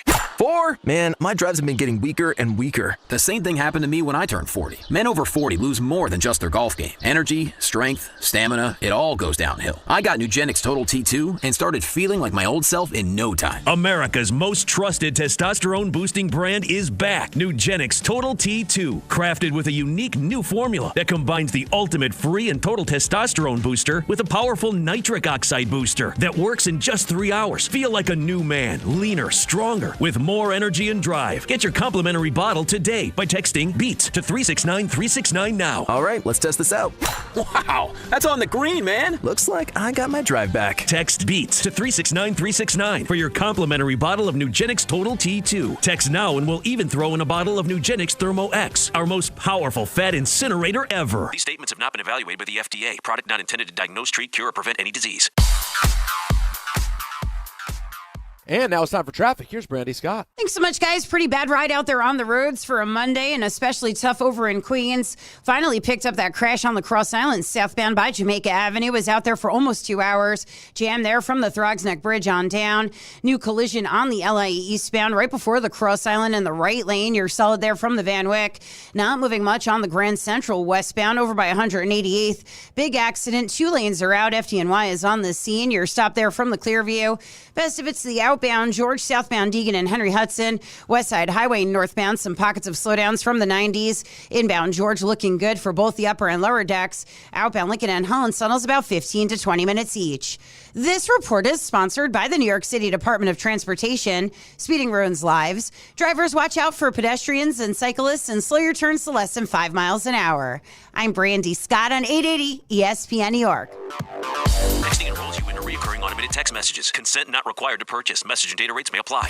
Man, I love seeing the old gang at these reunions. Did you see Brian? He's in better shape than he was 25 years ago. How is that even possible? Yep, I ran into him a few weeks ago and had to ask. He told me he started taking Nugenix Total T2. The testosterone booster? Yeah, but it's way more than that now. It also skyrockets your nitric oxide in as little as 3 hours. I started taking it right away and I'm already seeing results. I was wondering what you were doing. You seriously crushed me in that pickup game last week. Yep, after 40, energy, strength, drive, it all starts going downhill. But with T2, I feel like my old self again. Stronger, leaner, and my energy is way up. My wife even noticed a difference. They're giving out complimentary bottles right now. Just send them a text. Text CAR to 321-321 for your complimentary bottle of new Nugenix Total T2. Text now and you'll also get a free bottle of Nugenix Thermo X, our most powerful fat incinerator. That's CAR to 321-321. These statements have not been evaluated by the FDA. Product not intended to diagnose, treat, cure, or prevent any disease. This is... We're going to rub football all over ourselves today. I did consume a lot of football back in the day, pre-kids, in my underwear. The NFL Binge. You watching every game, buddy? Are you watching? It happened. I was watching. The wild card weekend, that is. It happened, folks. football galore, and an MVP-like performance again from the guy. The MVP, the one-time MVP, Matthew Stafford. From the 19, Stafford has it helmet high, settles his feet, shoots right side, leaping catch, touchdown LA! Wow! At the front, right pylon, Colby Parkinson gives the Rams the lead. With 38 seconds to go, an absolute dot from Stafford, 33-31, and the try coming. Our friends on 710 ESPN LA. How about the booth? Did you hear everybody in the booth? There were people off the mic that were going crazy. I mean, you damn right. Rams beat the Panthers 34-31. Stafford 12 of 15 in the fourth quarter and led his fourth career game-winning drive in the fourth or OT in the playoffs, all of which have come since he joined the Rams in 2021. Oh, he didn't have many playoff experiences in Detroit. He did not. Patrick Mahomes is the only player with more such comebacks in the playoffs with 6. That's not nobody. Wow. Stafford's the man, dude. Did you hear, I think it was Parkinson who said what he said in the huddle? No. Did he say, let's rip their hearts out? Did he say something like that? Stafford, he said that Stafford said that? Wasn't that Stafford who said that? Yeah. You asking God? I'm asking anybody who could just confirm. I didn't hear that. So no. I didn't hear the story. I thought you did, so. I thought that's what he said. Seems odd. Now, I just, isn't it like. Now I got to look it up. There was an alternate Maybe world. I made this up.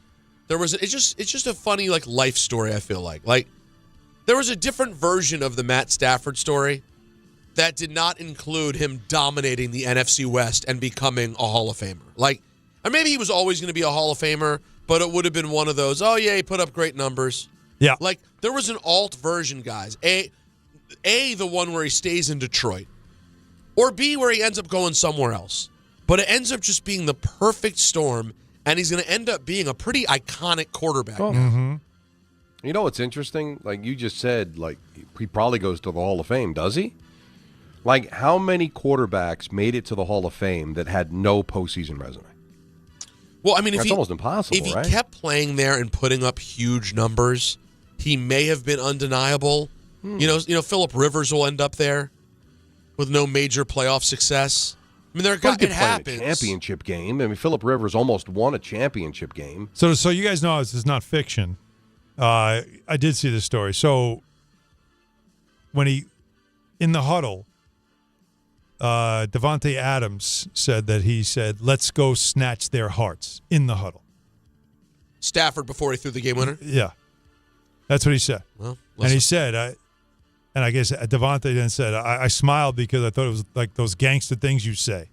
You hear him say that, you look at his face, and then he threw a touchdown. You look at his face after that, and it's like MVP stuff. So it's pretty cool. It's very cool and not surprising. He's a killer. Let's go to Chicago, where the Bears, the Cardiac Bears, with another comeback win. Let's go to ESPN 1000 in Chicago.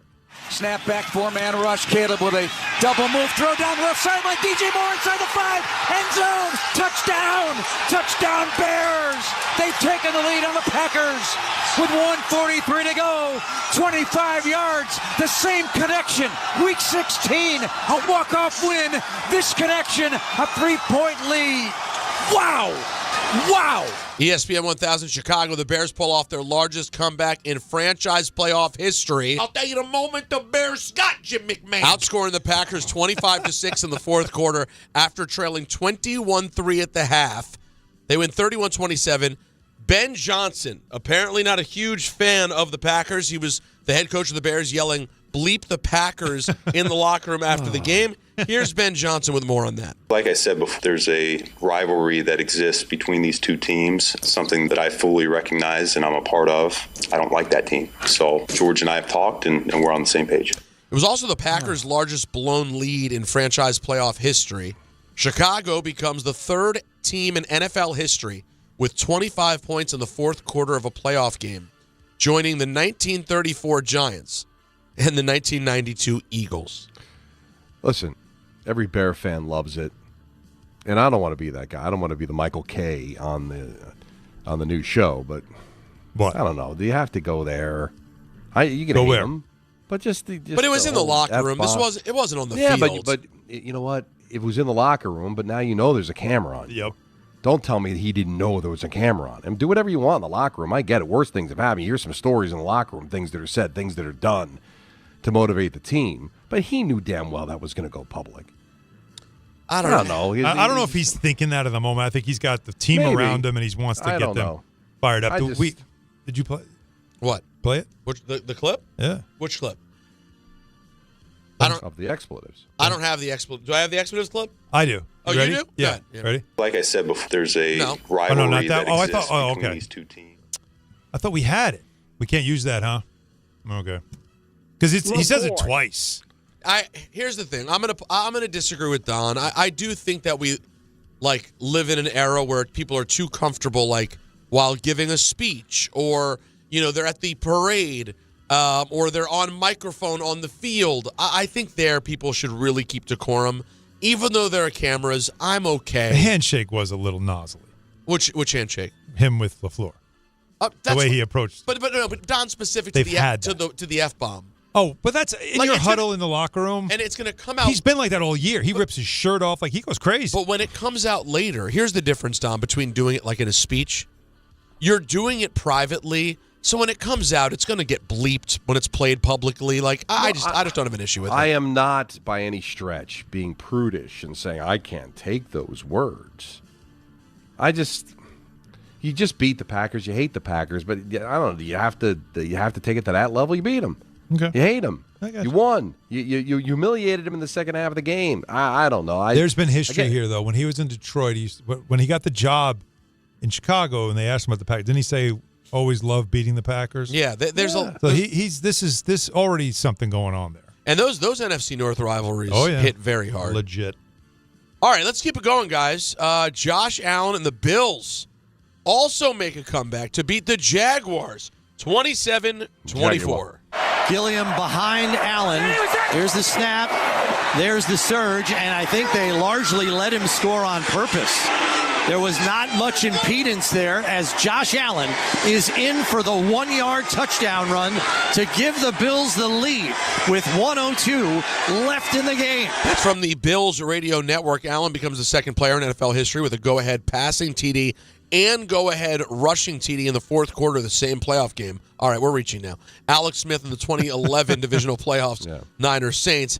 After the game, what caught the most attention was a reporter's interaction with Jags head coach Liam Cohen. How you doing today? Lynn Jones, Jacksonville Free Press News. I just want to tell you congratulations on your success, young man. Thank you. You hold your head up, all right? You guys have had a most magnificent season. Thank you. And you did a great job out there today. Appreciate so you it. just hold your head up, okay? Thank and you, ladies ma'am. and gentlemen, Duval, you the one, all Thank right? you, ma'am. keep it going. We got another season, okay? I appreciate Take it. care and much continued success to you and the entire team. Thank you, ma'am. No, not a journalist.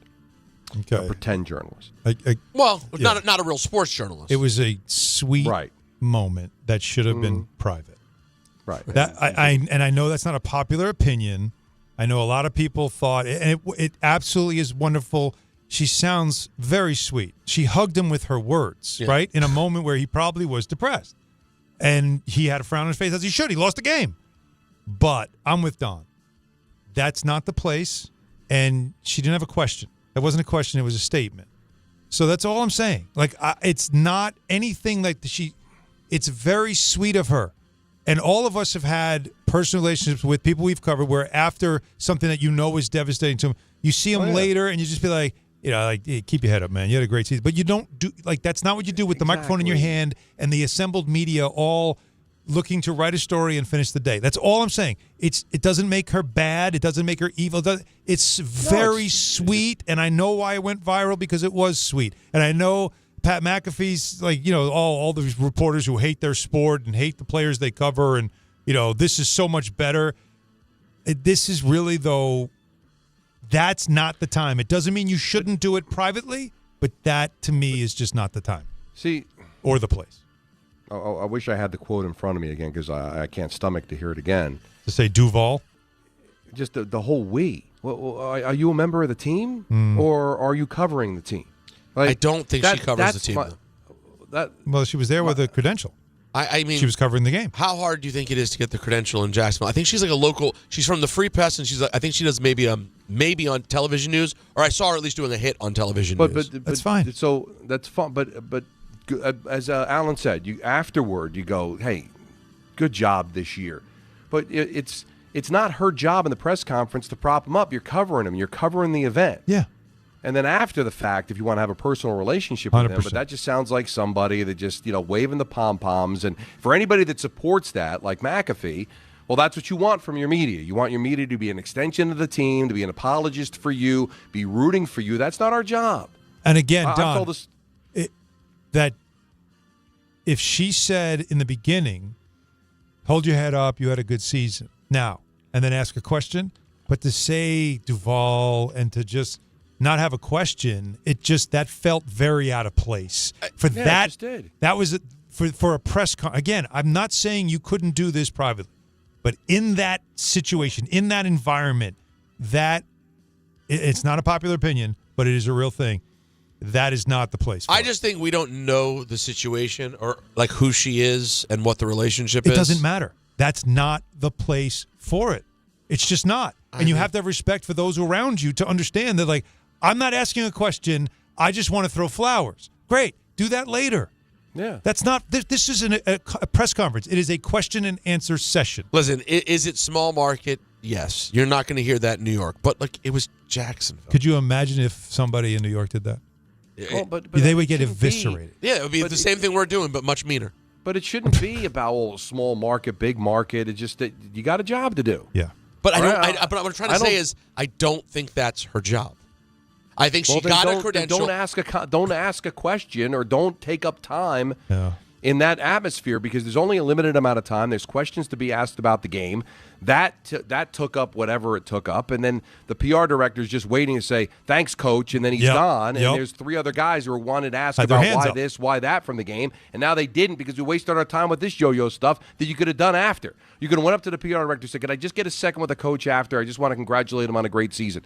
I did it at the World Series with David Wright. When David Wright lost the game, he sat there, answered every damn question. And then when it was all over and everybody left, I went up to him and I said, that's why you're the captain of this team. You didn't have to do that, and you did. Good job.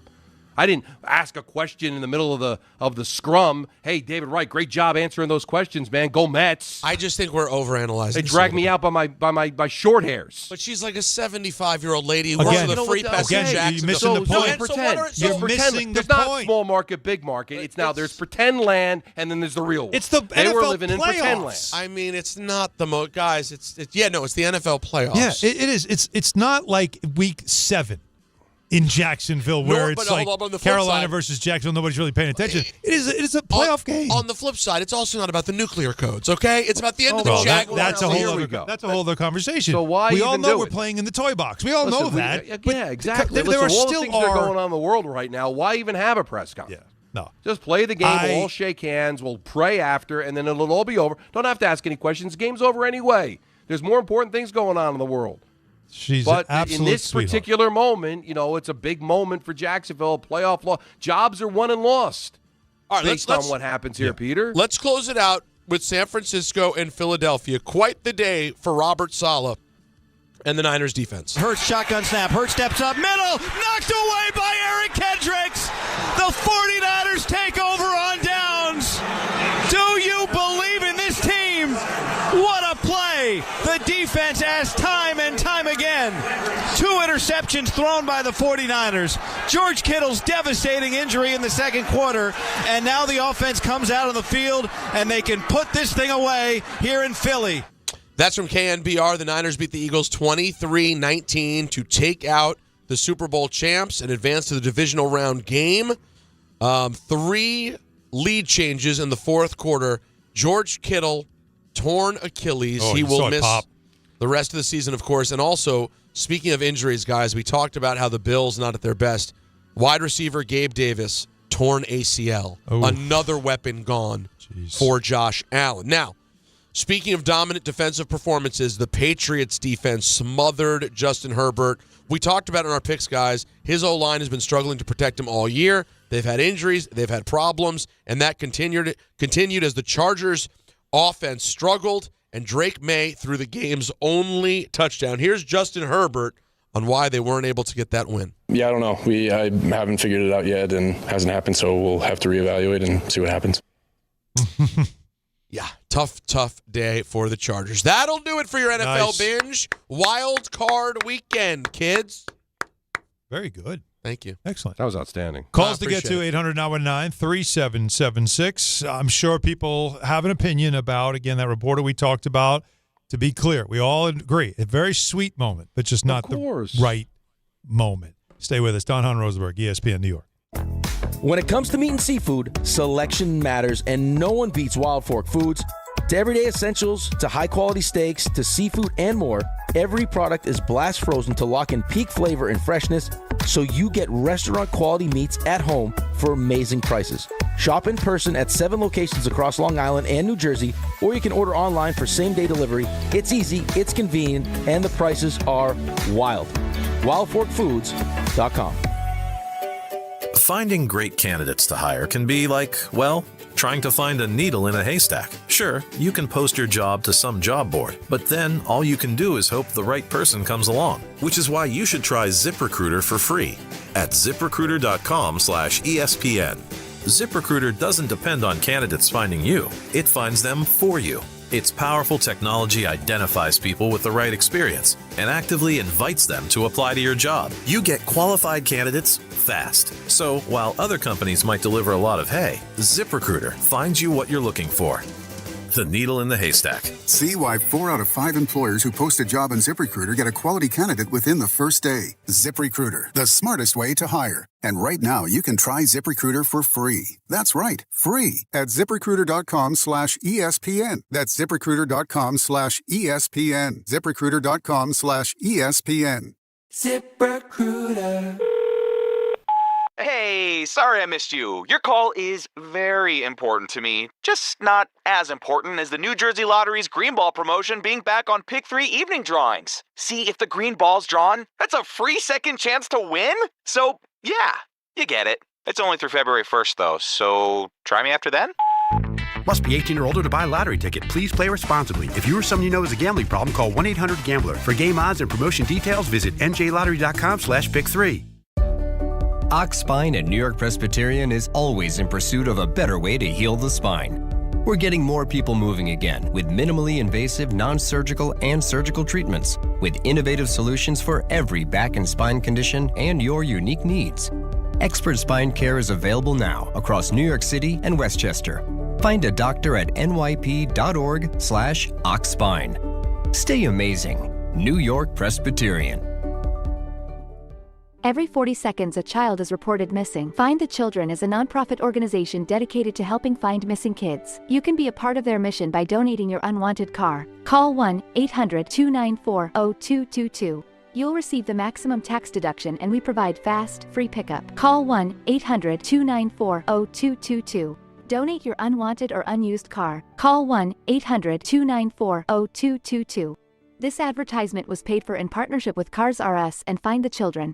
My name is Whitney Allen. I am a widow. My husband Ryan died. We never thought in a million years we'd have to use life insurance. The unexpected happened. With Ethos, it is so fast and easy. It's 100% online. You can get a quote in seconds, apply in minutes, and get same-day coverage. No medical exams, and you can get up to $3 million worth of coverage through Ethos. Get your free quote at ethos.com/game. That's ETHOS.com/game. Time spent on application may vary. Online health questions required. You live for this. The wins, the losses, the slam dunks, and the buzzer beaters. The dream that this is your team's year. Hope. It's what keeps you coming back. So you represent with anticipation and with pride. Because when everything's on the line, your support means everything. That's why the NBA Store is here to support you. Check out the largest selection of official NBA gear at NBAstore.com. A Fanatics experience.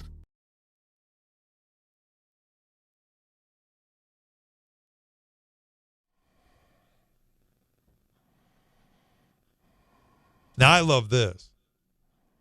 I love the original, too. What's the original again? Who is it? I know the song. You can make me happen. Who is that? I know the rap one. I know. Yeah, no, I know. I know Fast Life. I know this is the sample of it, but the original is like Surface. Surface was good. Sneaky good 90s R&B. Yeah. I don't know what I did to Jacob. But no, come on. I'm not a part of this. He's in his zone today. I don't know any of these songs. You don't have to know them to feel them, though, Don. I felt nothing. Well, listen. How do you not feel anything with that? He didn't feel it. But listen, I'm not on the show today. I'm in Minneapolis. Now, there are days, though. You are on the show. I'll be back tomorrow. You are on the show. Oh, and there are days when all three of us are in the studio, and Jacob plays nothing but stuff that's up Don's alley, and I don't go, could someone play some rap for me? No, because we're analyzing every song coming out of break as if, like, you're dancing on my grave. Nobody's dancing on I the don't grave. know. This is and very you broke down every song. This is very Allen-like of Listen, you. You're being very sensitive. Yeah, don't do me. No. Yeah, you're stealing Allen's.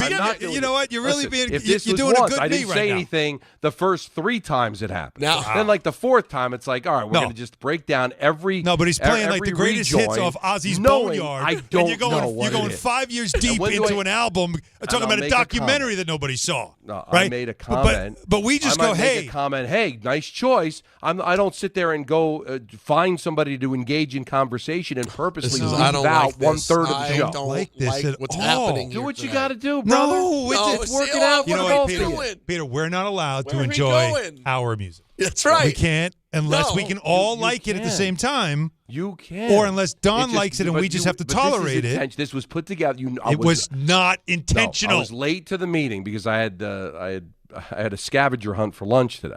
And what do you think we were doing in the meeting? Minnesota? Hey, Jacob, what's the big plan? How can we leave Don out of the music? We're twisting our mustaches coming up with an idea. Like you're finally using. By the way, here we go. You want some love?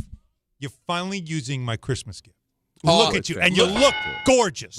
What a dead-on shot that is. Straight on his face. Like you're supposed. Well,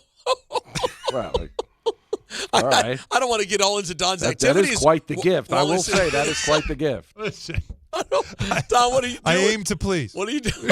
Well, you've got great aim. But look, does your iPad fit?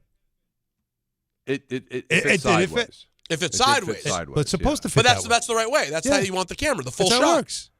You look great. But I think it looks terrific. And what I told, because I left on Saturday for Winnipeg with the team, which means I was able to pack as big a bag as I wanted to, bring my big, that ABC bag that they gave us like 20 years ago. I don't know. And I packed all of the stuff that I needed for which I can't do when I fly commercial. I will bring this with me next week when I go to Calgary, Edmonton, Vancouver, and Seattle. So this is definitely a part. Doesn't it make life easier?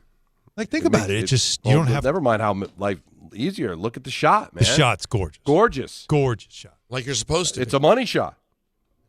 Some would say, as we put a bow on that one. You really tied it up nicely. That's why I wanted to bring a full circle. And on the music front, how about Chris Stapleton, everybody?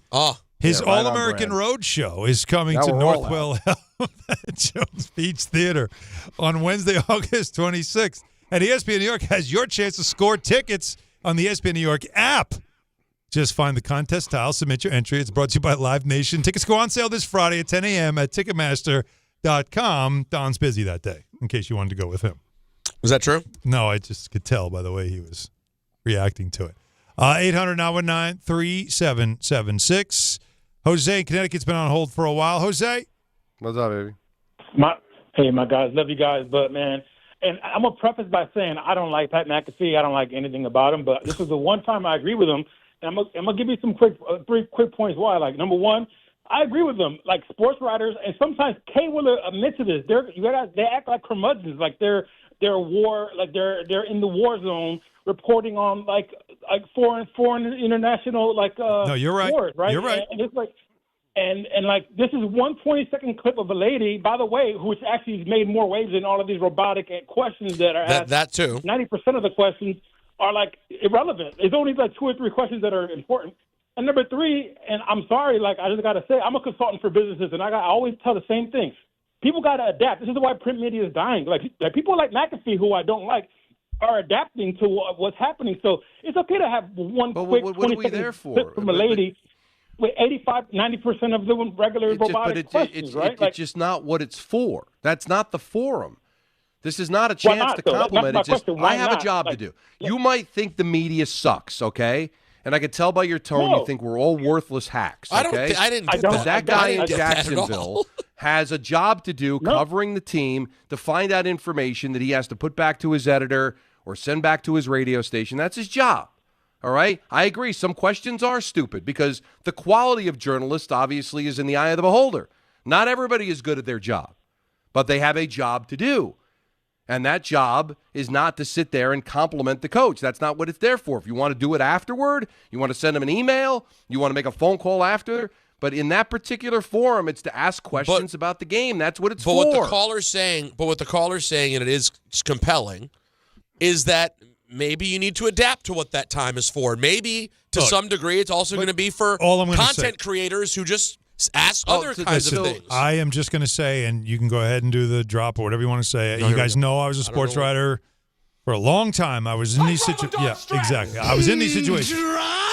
That's just not the time. It doesn't mean you shouldn't do it. That's just not the time. And what I don't want is for this to turn into now where all of a sudden there's just going to be now people that just go rogue and do it just to now be viral.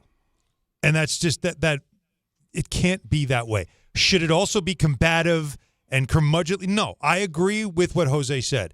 It does feel like, though, there are some people that are miserable and just love to be miserable and want to make everybody miserable and only focus on negative things. I agree. And there's some people that take it too far when it comes to calling out teams and coaches and all that stuff. I agree. I've been around it. I've seen it. But that particular thing, as sweet as it was, just not there. That's all I'm saying. I don't have an issue with it. If all of a sudden it started becoming this is all press conferences are, but a 75-year-old lady from the Jacksonville Free Press, a market that doesn't have a lot of nice things when it comes to sports, who's just saying, hey, we got a coach. I just want to let you know we love you. I get it. If that happened all the time, not right. But in that moment, it was a nice moment. That was all the news that came out of that press conference. So now I got to be nice to you to get some. So now will you be now nicer to her and get better answers? And I have to now kiss your ass to get better answers? We don't even know the information. This is the problem. We're also speaking at a school. It may be a thing where everyone in the town knows her and she doesn't normally go there. And it was just a nice moment. He knows her. The other reporters know her. We don't know. Like, we're speaking out of our aces, if we're being honest. Well, but then that's a bad job out of the Jacksonville Jaguars. Why is that? No one explained it. Because you're taking up time. People have work to do. I mean, but you say you mean, they Peter, got but the questions you might, in, again, Don. We're a bunch of we shouldn't be credentialed. We're all awful at what we do. But we have a job to do. You cover a sport. Then all these fans want to know, like, how many times I'm calling a game. We'll find out for Coach why he called timeout, why he pulled the goaltender. How do you think you find out this information? Why did you go for it on fourth down? Why didn't you go for it on fourth down? How's the health of this player? Stuff that we now can use in our articles and our shows. It's all called information, and the press conference is where you get that information, or you try to get that information. If it's going to be taken up by stuff like that, and then the PR director goes, okay, thanks for the questions, and then I didn't get to ask my question, and then the fans are like, how come we never found out why he went for it on fourth down? Well, that's why. I hear you. Again, we just don't have context. It might have been the 23rd question. We just don't know. You just don't understand the point No, I do what understand a press conference is. is. Of course I do. But, I mean, not every moment of every press conference leads to ink on paper. That's not how press conferences go in general. I'm arguing more with the caller is like, well, maybe we have to adapt. Adapt to what? So just change it all? Well, this is the area of time. We only have a finite amount of time. I mean, I'm lucky I get to travel with the team. But there are people that cover the Devils that only get a finite amount of time with the head coach or cover the Rangers or cover the Yankees. And when that time is taken up by that, well, then it hurts me to do my job. As great as it was, a beautiful moment, but now let's adapt. Now let's have everybody, just whoever has a question or want. It would be just as wrong if somebody asked for his job at that. That's a hackadoodle thing to do, too. Now, speaking of hackadoodle-doos, I bet you there won't be a hackadoodle-doo performance tonight. And if you want to bet on that final wild card matchup. Oh, we are. Oh, it's going down tonight. That's right. I already have Houston. You know that. They're -3. And FanDuel's turning on playoff mode. All customers get a profit boost pack every NFL game day. Tonight, you'll find a pack loaded with multiple profit boosts waiting for you in the app. All right? So I got the Texans to cover the number. You know that. Take your shot, though. Maybe you want the Steelers with the upset or to build a parlay that fits the moment for you. So apply your profit boost and go after an even bigger payout while the playoffs get rolling. Visit FanDuel.com/local, an official sportsbook partner of the NFL, and grab your profit boost pack every NFL game day. 21 and over, physically present in New York, opt-in required. Bonus issues, non-withdrawable profit boost tokens. Restrictions apply, including any token expiration to max wager amount. See terms at sportsbook.fanduel.com. For help with a gambling problem, call 877-8-HOPE-NY or text HOPE-NY 467-369. Big 5 o'clock hour next. ENN at 6. It's DHR on ESPN. 880 ESPN, WHSQ, and WCBS-FM HD2, New York. A Good Karma Brands radio station. And now it's time for traffic. Here's Brandy Scott. Thanks so much, guys. No relief on the LIE eastbound in Queens right before the Cross Island. Still have this crash in the right lane. Been out there for a while. Add that to the volume. It's a packed ride from the BQE. New collision on the Cross Island southbound by the Bayside Marina. You're jammed there from the Throgs Neck Bridge. Not moving much on the BQE westbound in Brooklyn over by the Manhattan Bridge. Broken down mini school bus in the right lane. You're stopped there from the Williamsburg Bridge. Best of it's the outbound George, southbound Deegan and Henry Hudson. Cross Bronx westbound, bumper to bumper from the Bronx River Parkway. Inbound George looking good for both the upper and lower decks. Outbound Lincoln already about 5 to 10. Outbound Hahn 10 to 15. This report is sponsored by Mothers Against Drunk Driving. For victims of drunk and drug driving, your grief is unique, but you're not alone. You always have a place at MAD. Visit MAD.org. I'm Brandy Scott on 880 ESPN New York. Health surprises can change your life in an instant. You've seen it happen to others, but it doesn't have to be your story. At Princeton Longevity Center, we customize actionable and proactive health plans to maximize your lifespan and take control of your health. Our Cancer Check program combines cutting-edge technology with top medical expertise to keep you ahead of potential risks. With advanced full-body imaging, genetic testing, and multi-cancer detection blood tests, we look for even the earliest signs of problems. Results are analyzed by expert physicians who craft a personalized plan to safeguard your future. You're not just a patient, you're a partner in your health journey, backed by a team committed to helping you live longer, healthier, and more vibrantly. Our programs have saved hundreds of lives and empowered countless others to take control of their health. Be proactive with your health for the ultimate peace of mind. Call 888-8000-PLC or visit PrincetonLongevityCenter.com. Whether you're building a single roof or a successful roofing business, roofing contractors like you need the right tools for the job, and software is no exception. Service Titan is on a mission to be the most powerful software platform for the trades, with purpose-built technology proven to maximize revenue, streamline operations, and deliver 5-star customer experiences. We are taking roofing companies like yours to the next level and beyond. Service Titan, we are built for this. See what we can do for roofers at servicetitan.com. Empower. Pete's back on the links with all new golf clubs and hopefully less swearing. Dang, sliced it. He worked with Empower to help him get good at money so he can be a little bad. Heads up! Oof. Talent sold separately. Guy said these were slice proof. At least he has money for lessons. Invest well, live a little. Start today at empower.com.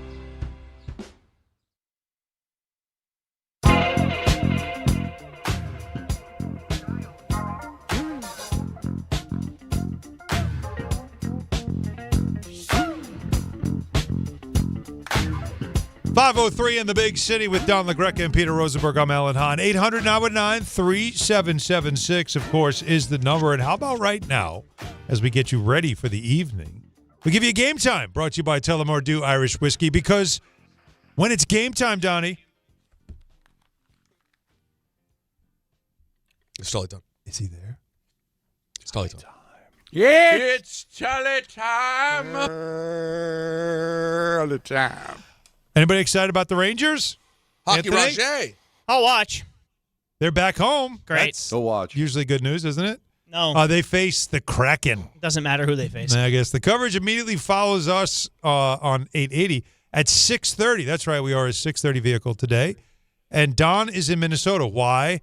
Because Los Diablos visit the Wild at 8 Eastern time, of course. And then the Nets, they're in Dallas. They take on the Mavericks at 8:30.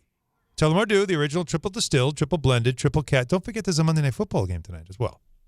Steelers I'm and aware of that. Texans. I'm aware, sure. 8:15 is your kickoff on that. Local at Jace. That is sorta. Aaron Rodgers, is it his last game? Mike Tomlin, is he suddenly become available as a head coach? Giants fans, a lot to pay attention to here. Tullamore Dew, the original triple distilled, triple blended, triple cask matured Irish whiskey. Be sure to grab a Tullamore Dew or try the new Tullamore Dew honey during today's action. Glasses up to enjoying Tullamore Dew responsibly. Hey, Don, did you hear? I don't know if you heard that my commies found themselves in OC. Oh, yeah. You familiar with the work of David Blough? The amount of the tweets that I got when that came down was unreal. David Blough. So the situation was, oh boy, if in that clip, yeah, we're doing our picks. Yes, Don is explaining why at the time he was not going to pick either Detroit, probably Detroit, right? And he's Friday. It was the Wednesday before Thanksgiving, and he's explaining, and as he's giving the big, final pick. Here's why I'm not going to. He's trying to tell us who their quarterback is. So he's reading it off the paper. We don't know who this is, and he just says, "You familiar with the work of David Blough?" Of course, his name is David Blough. Well, that's fine. Right. That's fine. But I had to figure that out because I'm just looking at his name, not having heard it before, had to make a pick, and that drop has lived forever. Forever. I did that pre-COVID, so that had to be it's 2019. 6 years ago. 2019 or 2020. Yeah. Yeah, so we're talking about 6-7 years ago. Well, Don, were you familiar with the work of David Blough? No, he had no idea who he was. He was reading his name. You familiar with the work of David Blough? What made you say it then? No, Blough. No, I understand, but what was the reason why he said it was because chess? we weren't familiar. Because he's like, they're going to lose. Are you familiar with the work of this guy we've never heard of? Right, because I believe it was the Wednesday before Thanksgiving. The Lions were playing, and he was going to start the game because I guess at the time Matthew Stafford couldn't go. Gotcha. Because of injury. And that's why I had to explain why I was taking whoever they were playing. You familiar with the work of David Blough? Tremendous. So you can hear the music in the background. Yeah, you can hear it. Yeah, that's great. Now the New York Jets requested in 2025, in the 2025 offseason, an interview with David Blough to try to get him on Aaron Glenn's. And he said no. The commander said no. They denied the request. The Lions said no. No. He was already with the Commanders. He was already with the Commanders? Yeah, under Kingsbury. Charger now. Oh, okay. So he was with Kingsbury in Arizona in 2022 as a quarterback. Gotcha. So him and Kingsbury were close, and a lot of people say that some of the trickery Kingsbury's been doing, the work of David Blough has been involved. Right. And so the Commanders, who a lot of people thought would run to get Mike McDaniel, who we know is close with Dan Quinn, instead they went with the 20-something-year-old up-and-coming, which I have to tell you, I have a tendency to like more than the backing up the Brinks truck sometimes to get that name. Because it seems like over the last several years, Don, the teams that have emerged to become special have kind of almost all come from new voices and kind of hotshot young coordinators. You got to try to take some shots at them sometimes. Yeah, that has worked, and then and it's not worked. And in Philly, it didn't work. Yeah, well, offensive coordinator that did not work out. No, there are obviously going to be times when it doesn't so work. So it all depends. But you always look at tree, right? Like what tree is he off of? Who did he learn from? That kind of thing. And if it's a similar offense and somebody that did play in the league, I mean that's it'd be interesting. Listen, I would have been excited for Mike. I would have been excited for Mike McDaniel as well. I wonder where he'll land. He obviously someone's going to hire him. Oh yeah. It would be interesting to see where Harbaugh goes offensive coordinator-wise should he end up here. Do either of you have a preference of any of the names out there that you'd love to see? Offensive coordinator? Yeah. Not Todd Monken. Not Monken. I would probably go with not that one. Anyone else? Snap back, 4-man rush. Caleb with a double move. Throw That's down an left accident. side How about by that DJ guy? Moore inside the 5. He's good. Yeah, Ben Johnson. He's not available. I don't think anymore. I don't think He's not you're available. Available. Yeah. But the other thing I was thinking about was that because it's Blough. His last name is Blough. Okay. So they could have named him Curtis without thinking twice about It's a it. great question. And his name would have been Curtis Blough. Curtis Blough.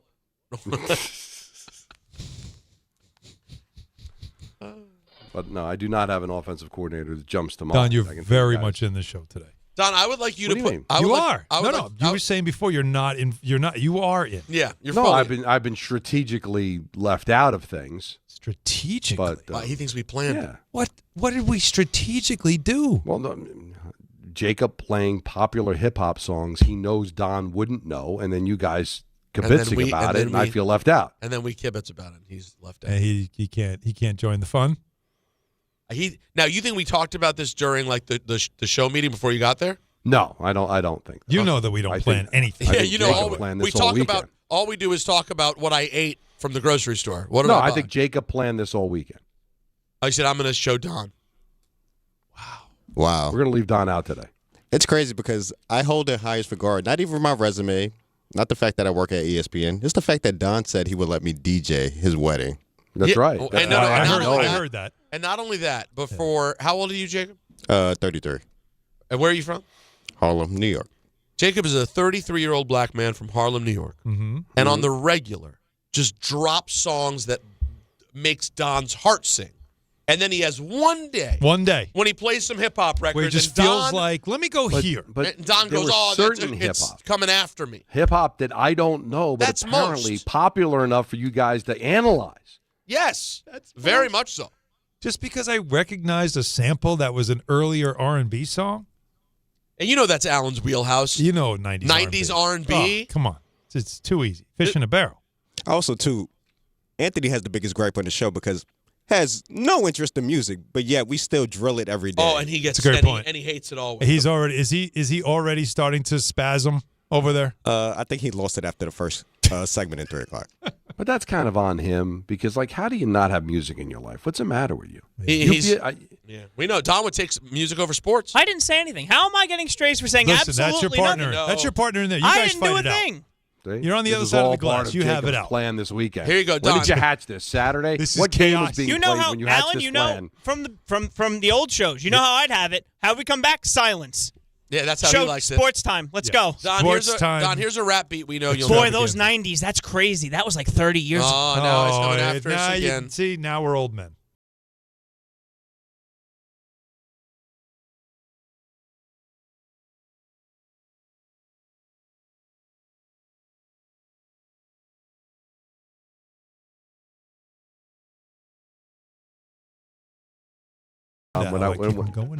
When I play Vice City, this is one of the songs on the soundtrack to the. But the Ice Cube version, though, or is no? It's the actual "The Message" by Grandmaster Flash. Yeah, it's that one. Yeah, because it's set in the 80s. Ah. So every car you steal, and you But kill you the didn't know it. driver. But you didn't know it in the 80s.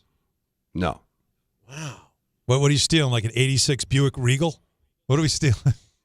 Whatever is available, and then whatever radio station happens to be on. There's not. When you played it as much as I played it, 20 years ago, and I have the app, so I'll play it like on the plane. No, you're still playing it, huh? Yeah. I've already playing finished it. Speaking of playing, let's get an update on what's going on with the PS5. What are Marco and Jalen playing over there? Oh yeah, what's the game? Is NHL 24. Not 26. It's discounted now. It's got to be. Or 25. Excuse me, 25. 25. Still not 26. It's hockey, man. And on his VR headset, he's playing Gorilla Tag. He's playing what? Gorilla Tag. Gorilla Tag. I don't know. Well, listen, I'm going to tell you. I'm going to give you a warning right now. Don't. No, I'm going to say one thing. Don't. I'm going to keep it very, very brief. Please. Don't. If you notice in a couple of years, Oh boy, he is. that Marco goes upstairs with the VR headset and doesn't come downstairs for like 8 hours, I'm going to let you know what he's discovered, Don. Why would you do this? Why would 8, Peter? Yeah. He's why? 8? Just don't. All right, so you got like 4 years. But in 4 years, in 4 or 5 years, when he disappears and you go, what happened to Marco? And he comes downstairs smoking a cigar, you know what happened. Well, the funny thing What is is that wrong like, with you? You'll see him. Like, he doesn't know we're watching him. Yeah. And so he's making all these, like, gyrations in the game. Like, but it makes no sense out of context because we don't see what he's playing. Do you record it? But what you're suggesting, the gyrations might be something completely different and make a little bit more sense. And if he does it in front of the family, that's a secondary problem. Record it. Threaten to post it. Yeah, anyways, just be careful with that VR headset. All right, let's get back to calls. 800-919-3776. All right. Let's go to Brian in Sleepy Hollow. What's up, Brian? How's it going, guys? Just want to start by saying McAfee is a big hackadoodle-doo, and he's at the crossroads with everything that's wrong with American culture, but I digress. How's it working out for him? Yeah, right? Yeah, exactly. That's kind of the thing. It's all about money, you know? But last I checked. I like the first time I saw the clip of the woman saying that, you know, I showed my fiance, oh, that's nice. Yeah. But I don't know. I went to journalism school. I understand what it's like to be a reporter, and it was a nice thing. But I don't know. It's for McAfee to clap back like that. It's like, all right, we don't need you in every part of culture. You know, it's that whole surface level. Like, I'm gonna have an opinion. Everything's got to be fun. Well, I here's don't the know. deal. How aggressive was his clapback? He wrote several paragraphs condemning those who had any problem with it and talking about how, like, there's a lot of members of the media who hate the sport they cover and it's very negative and all that stuff. There's room for nuance, you know. Not everything has to be a binary. It's that is true. Unfortunately, because what Brian, you're talking about people that are bad at their jobs, people that cover a sport they hate, trying to get coaches fired, asking stupid questions. I agree with that. Those people should be eradicated as well. They're doing their job poorly, but they are attempting to do their job. She was not doing any job. She just wanted to compliment. Okay, fine, but there's a time and place for everything. That's okay. It's beautiful. It's wonderful. It's more. We should have more of that in our life. In our world, yes. It was just ill-timed. You could do that after the fact. And I also think before we start, so all these things are strategic anyway. So there's a very good possibility she knew exactly what she was doing. She knew how viral it was going to get. So you wonder, how nice was it, or was it just a moment to get her 15 minutes? It may not be, but that's also on the table, right? Yep. What else you got, Brian? I understand, like, where you're coming from with I'm a Jets fan with, like, the whole, you know, don't go for a quarterback in number 2. But after Friday night, I definitely felt like you. Like, maybe we should get best player available and, I don't know, see if, Trinidad will be, I don't know, second round or something like that. Yeah. But I just think, you got to just give it a little time. I like I like his release more.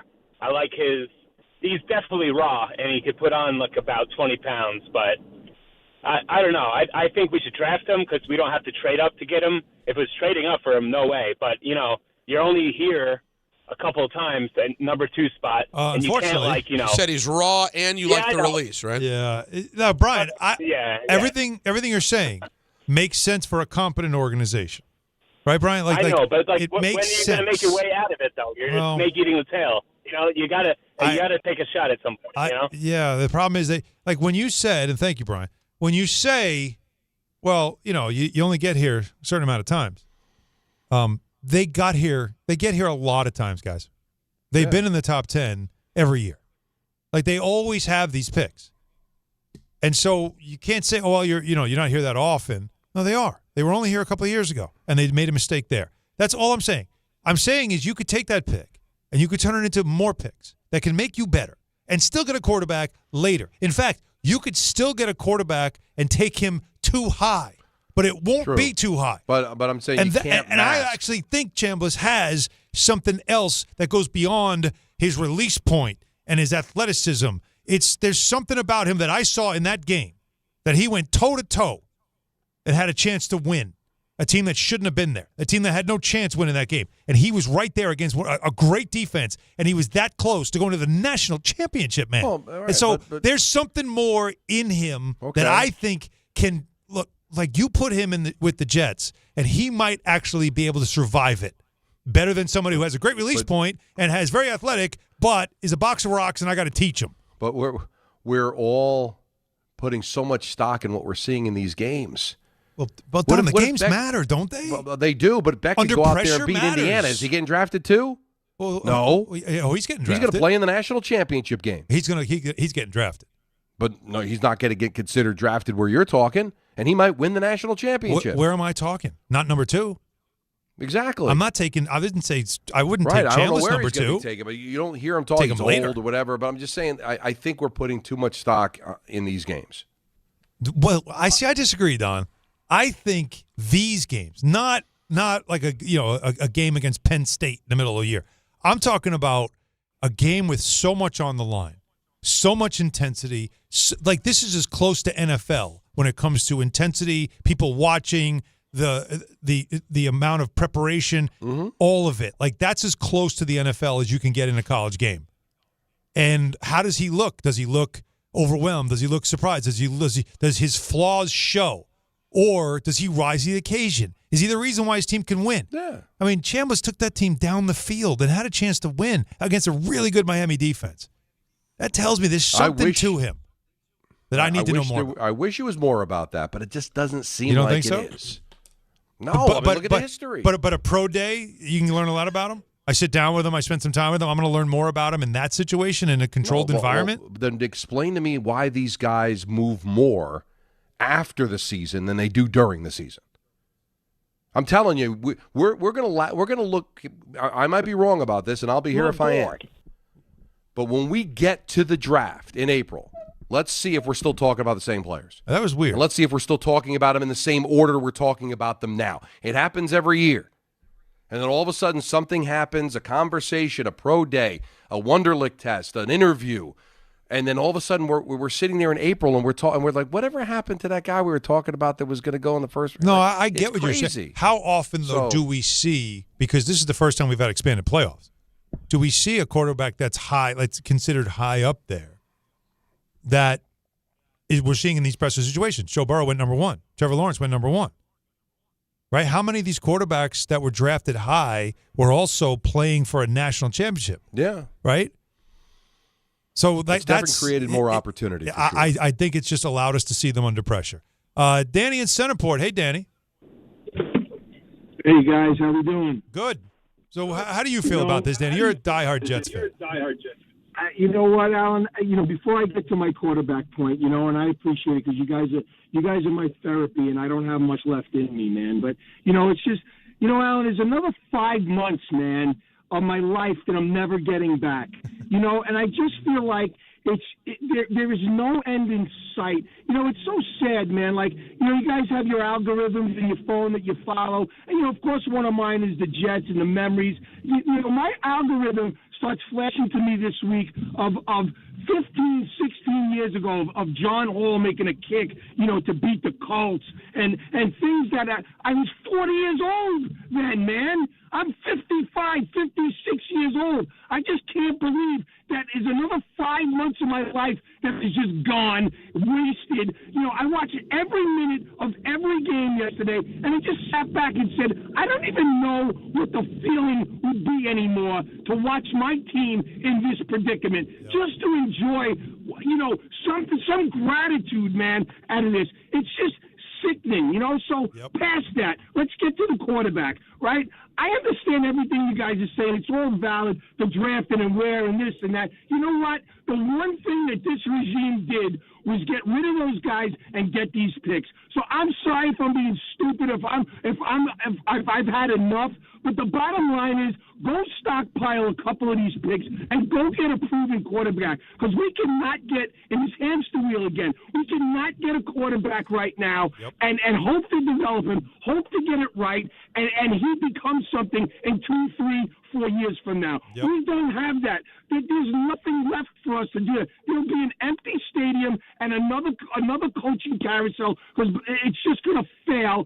Go get me a proven quarterback. Make them an offer, somebody that they can't refuse, right? It seems like Baltimore's in a little bit of a change here.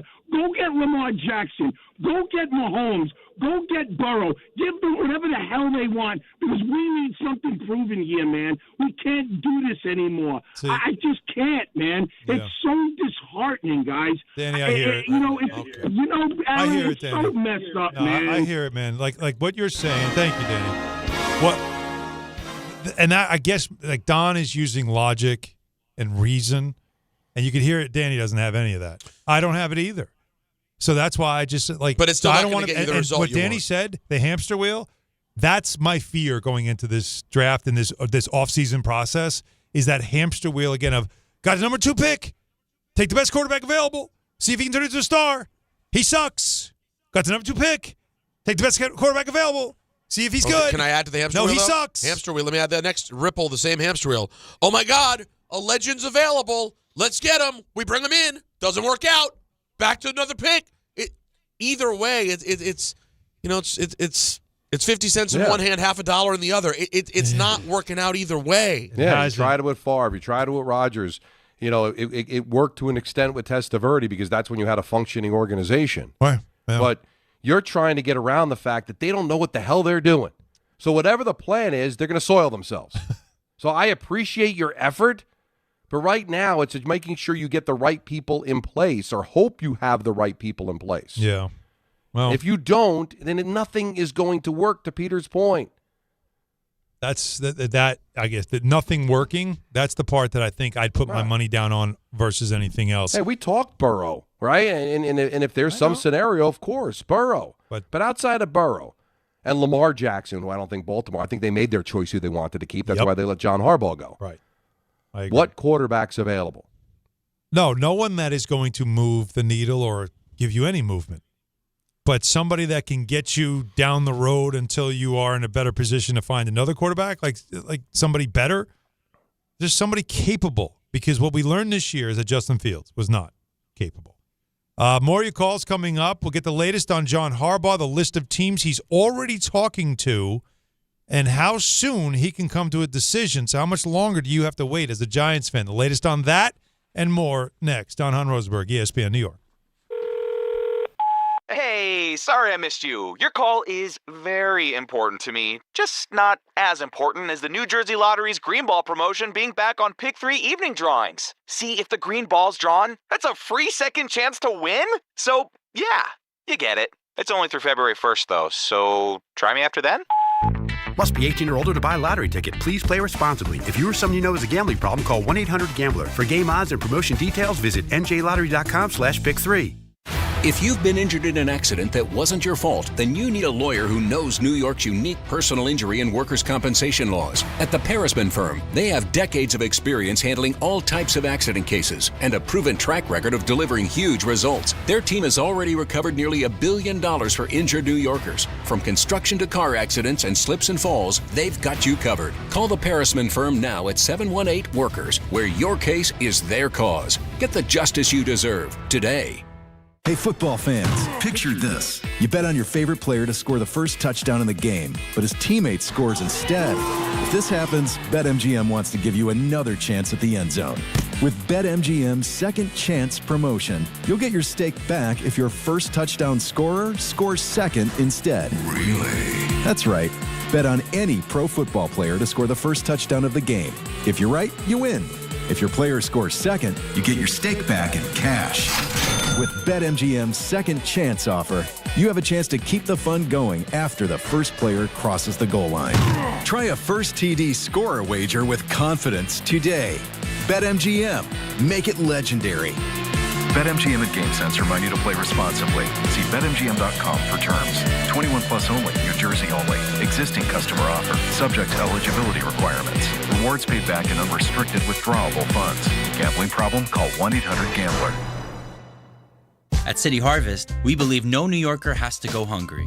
With your help, we're on the road 365 days a year, rescuing over 77 million pounds of nutritious food and delivering it free to millions of New Yorkers, transforming surplus food into sustenance, sustainability, and smiles, rallying thousands of New Yorkers to power a network of nourishment across our city. One day, one meal, and one New Yorker at a time. That's how we feed good.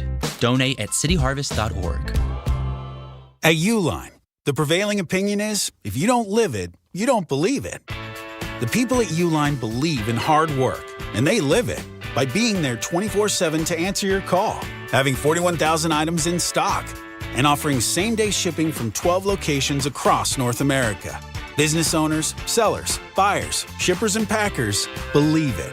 Uline is the hard-working, dependable source for your shipping and industrial supplies. Visit uline.com.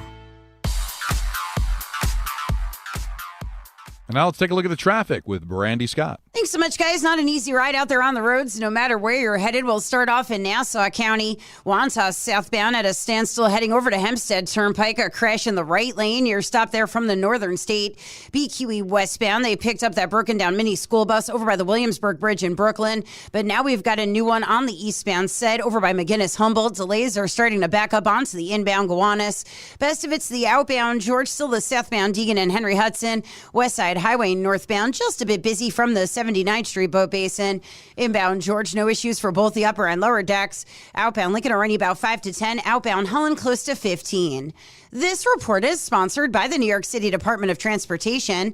Speeding ruins lives. Drivers, watch out for pedestrians and cyclists and slow your turns to less than 5 miles an hour. I'm Brandy Scott on 880 ESPN New York.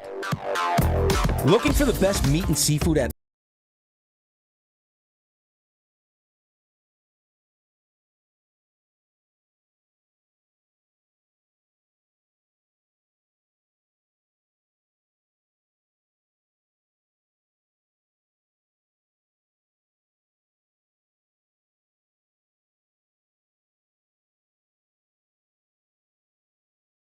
meat and seafood market. Texting enrolls you into recurring automated text messages. Consent not required to purchase. Message and data rates may apply.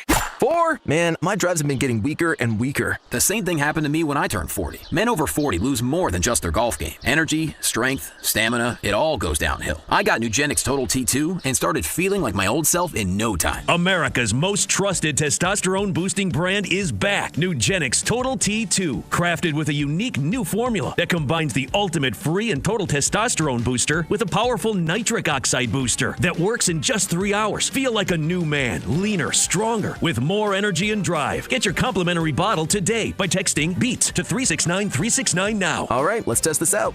Wow, that's on the green, man. Looks like I got my drive back. Text BEAT to 369-369 for your complimentary bottle of Nugenix Total T2. Text now and we'll even throw in a bottle of Nugenix Thermo X, our most powerful fat incinerator ever. These statements have not been evaluated by the FDA. Product not intended to diagnose, treat, cure, or prevent any disease.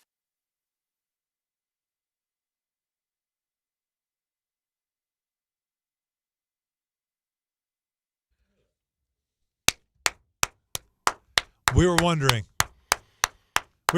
which way you'd go.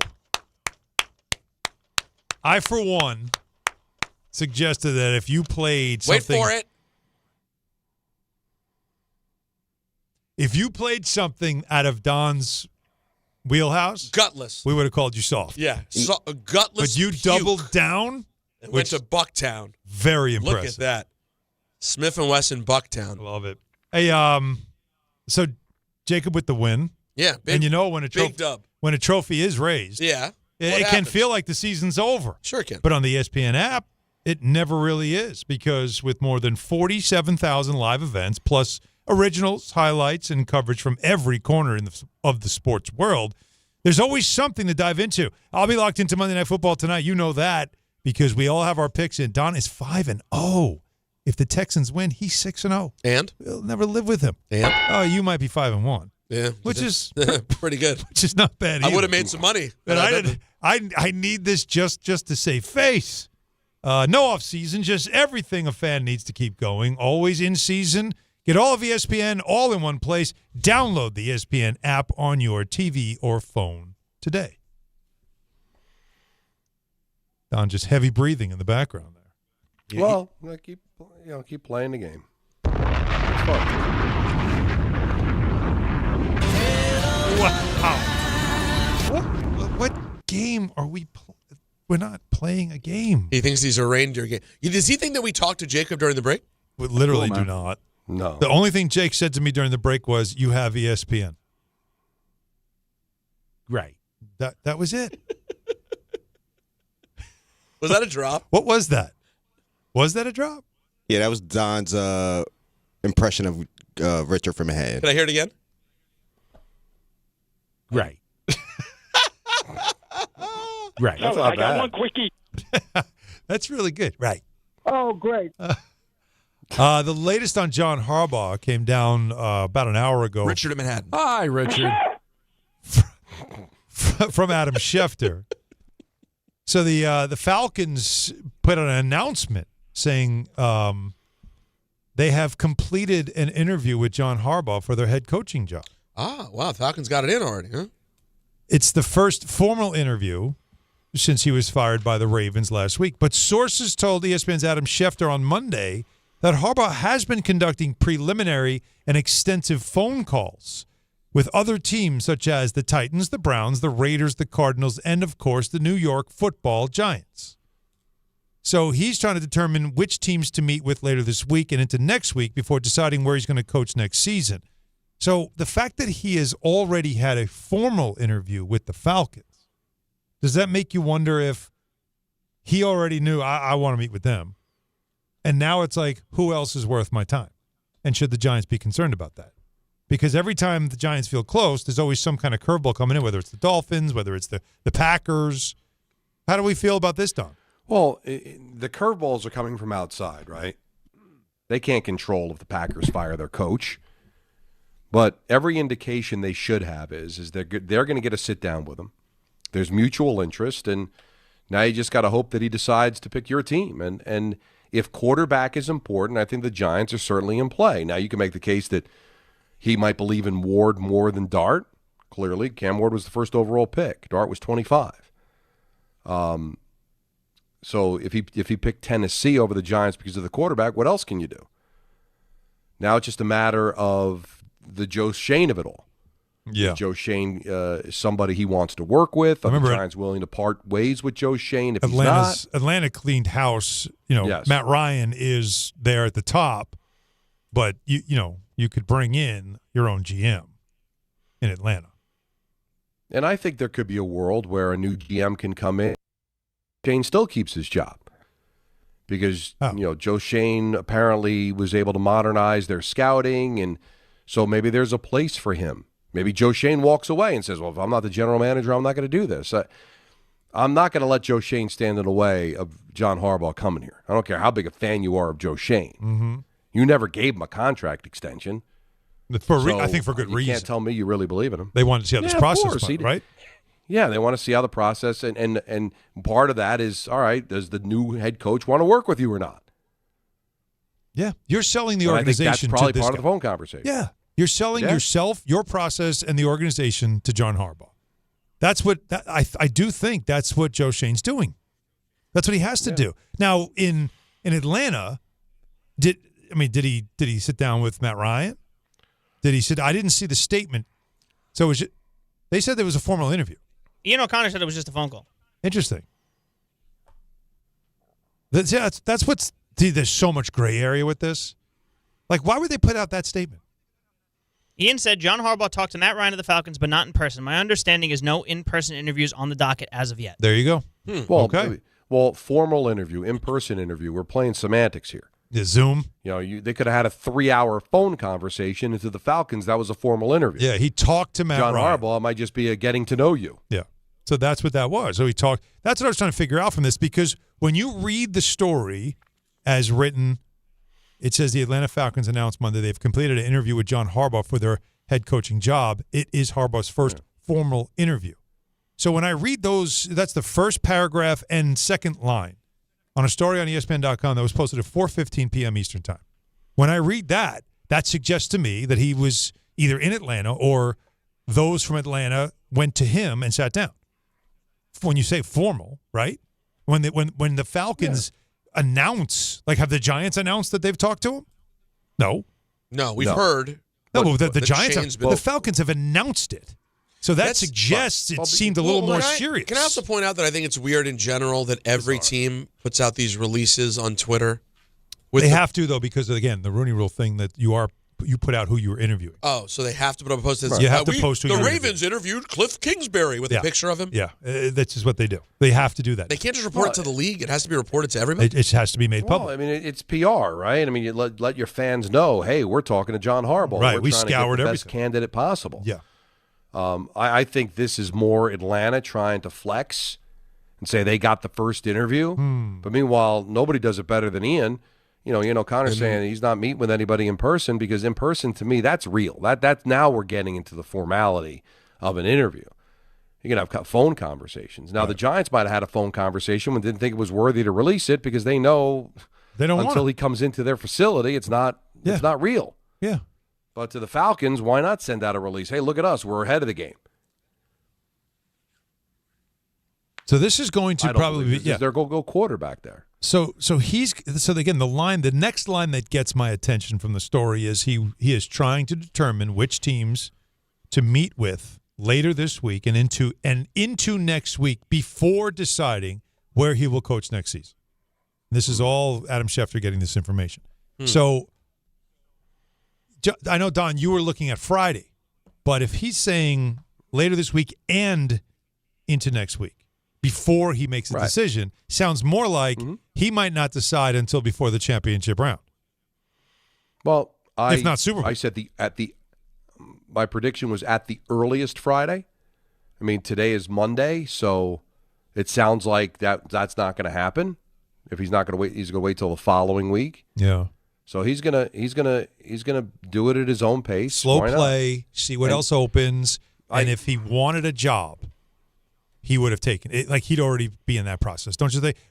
To me, that almost is a little doesn't mean the Giants can't get him, but it doesn't sound like Giants job. No, I want that.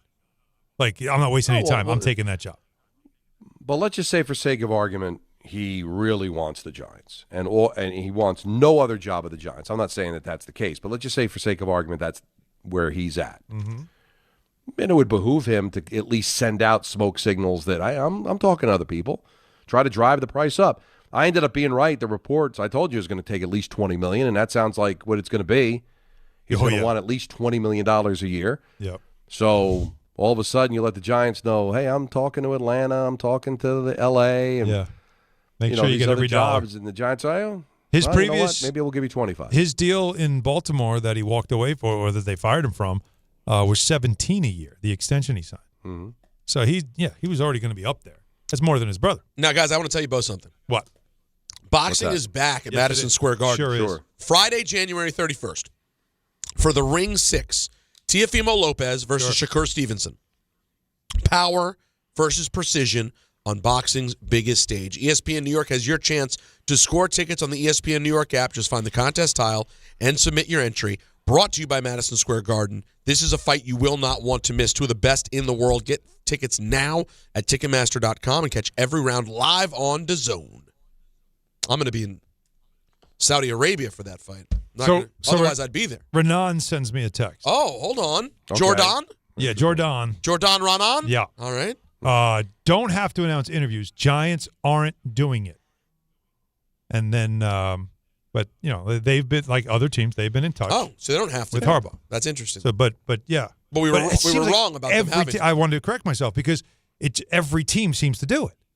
Whenever they interview somebody, they do the PR, the right? post. But I thought it was you just want to fire your fans up. I guess. Although not every interview is going to fire people up, right? Well, but you're reading reports of where he's going to go, predicting he's going to go to the Giants or whatever, and you're Atlanta going, well, we need a coach. And that's not going to fire you up that the first formal interview John Harbaugh did was with you, even if it ends up being semantics and not really true. Ian takes the bucket of water and just dumps it on it like that was on the phone. That's going to happen anyway. Once the announcement's made, and I love it. And you're hiring whoever. Yeah. But I think that's strictly PR. The Giants have been in touch with him. Gary has said it. Ian has said it. It's clear they've made it clear to him that he is a priority. They have interviewed others along the way just because you don't know how it's going to end up, and you want to make sure you're still in the process, which is why Stefanski was given a lot of priority at the very beginning. They have brought in others as well, including again, Antonio Pierce, who they have high regard for. So they are still in the process, and then we'll see what happens tonight and whatever comes of this to see if it even opens up even more things and more speculation. But, this is the big fish, and so everybody's going to be following this along, and it just doesn't feel like we're going to see this come to it's not going to come to a quick ending, which it shouldn't, but I'm only saying that you'd think if there was a job that was his, this is the one I want, it would be sooner rather than later. But it doesn't seem like it seems like he wants to let me see everybody's situation, and then I'll pick the ones that feel like would be good for me, and then how do they sell it to me, and what vibe do I get in the building? So he's really going to take his time, which is a smart thing to do, but it also suggests there isn't that one dream job that he's like, oh, I want that job. Right? Mm-hmm. But he knows a lot about these teams anyway. I think it's just answering a few questions. Yeah, you would think so. What's going on with Joe Shane? What's the plan there? I think he already knows. But I think these coaches know everybody, even teams that they didn't play. He just played the Giants last year. He knows the organization. I just think he's got a few questions. And with the Giants, my biggest question would be, what's up with Joe Shane? And what's up with John Mara? Well, that's another one, too.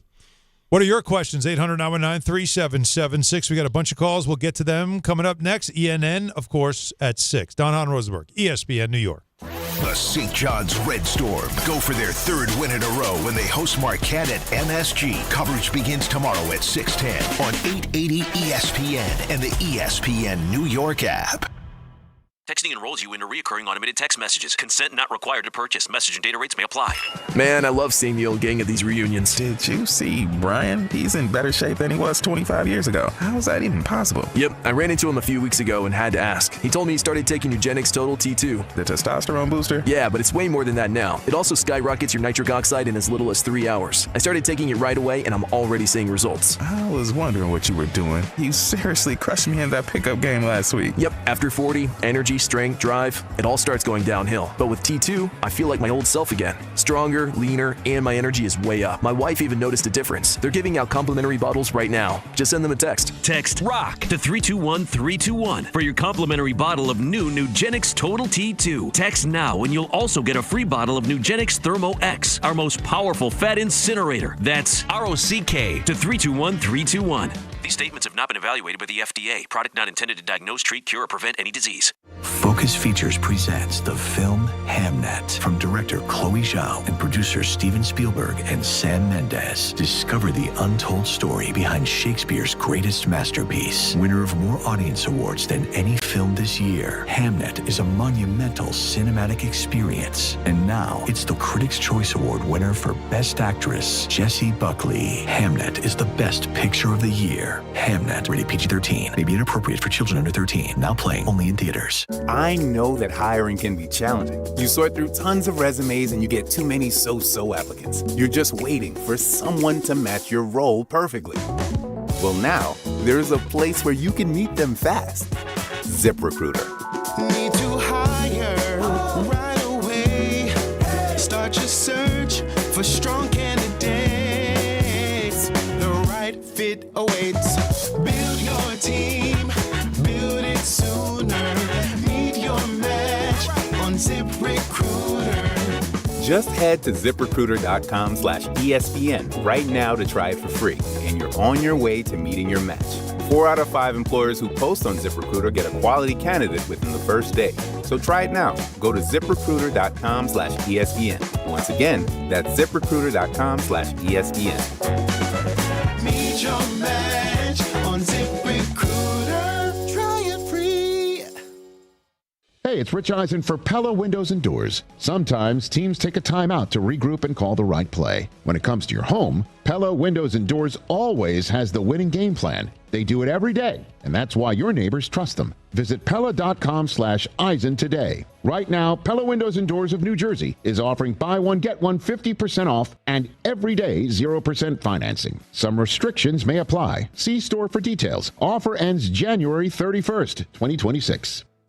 A Progressive Home and Auto Bundle can protect you round the clock, but we can't protect you from those painful moments in sports. Oh, I can't believe we blew a 5-touchdown lead. Sure, but you got to feel like they were going to win for almost the entire game. But I was about to buy playoff tickets. So you were prepared for a good time. That's pretty nice. It's the worst loss any team has ever had. And you got to witness history. Okay, we're done here. Well, at least your home and auto are protected with a bundle from Progressive. Progressive Casualty Insurance Company affiliates and other insurers. Not available in all states or situations. In the city that never sleeps and never stops talking sports, ESPN New York is always on. Now you can live and breathe everything New York sports wherever you are. On your radio dial, on the ESPN New York app, and streaming live on YouTube. However you watch or listen, ESPN New York is always on for you. Hear us, stream us, watch us. This is ESPN New York.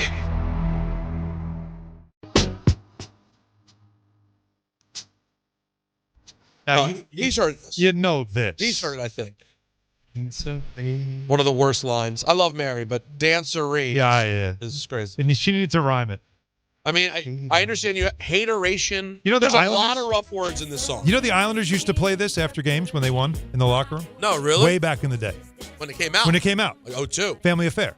This was like their thing when they'd win. It was so bizarre because you're like, you never heard R&B in hockey is. Well, that's what I mean. Yeah. It's like that never really was a. Now every locker room, it's all you have is hip hop now. In hockey. Don, is that song familiar or no? You know this song. You heard it or no? Not sure. No, I don't think so.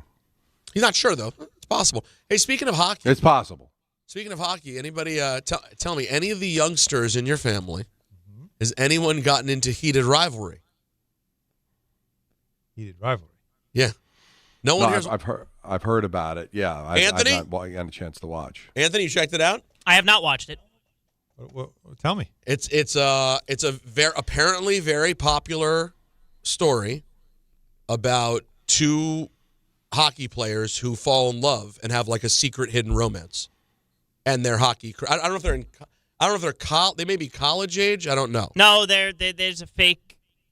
There's a Montreal team and a New York team. So pro league? Yeah, it's pro league. Why do they do that? If you're gonna do a fake sports show, I really prefer you either keep it amateur, like. Don't try to do like they're the teams from Tecmo Bowl or Double Dribble. Okay, I hate that. I think there's books about. I think the it was a New book York first. Knights. It is. I think that's right. That's right, Anthony. I think it's like they're like from these kind of romance books. But is that what it's from? But it's turned into like a very big thing. And the two guys who were in it presented last night at the Golden Globes.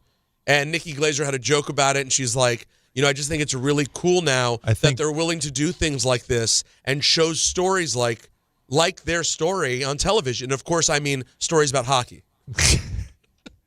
That's I think Gracie actually would know this. I would think so. I will ask her about it. I would think because it's a teeny story slash. Are they cute boys? Listen, I'm not the best manalizer, but I'm pretty sure the gentlemen were pretty handsome. That's usually what will draw the eyeballs of a teenage girl. Game time, everybody. Brought to you by Tullamore Irish Whiskey because, Don, when it's game time. It's troller time. Sure is. Rangers back at home. They face the Kraken. What's the over-under on that? Release the Kraken. Yeah. Coverage immediately follows us on 880 at 6:30. You hear Don. He's in Minnesota with the Devils. They take on the Wild at 8 p.m. Eastern. Then the Nets, they're in Dallas. They face the Mavericks at 8:30. Those are the locals. And, of course, Monday Night Football, the final game of Wild Card Weekend, the Texans at the Steelers. Tullamore Dew, the original triple distilled, triple blended, triple cask matured Irish whiskey. Be sure to grab a Tullamore Dew or try the new Tullamore Dew Honey during today's action. Glasses up to enjoying Tullamore Dew responsibly. Well, we had a bunch of calls. Uh-oh. We still have a few more. Oh, what the hell happened? 800-919-3776. They know ENN's coming. Izzy is in Dallas, the aforementioned Dallas, where the Nets are playing. Izzy?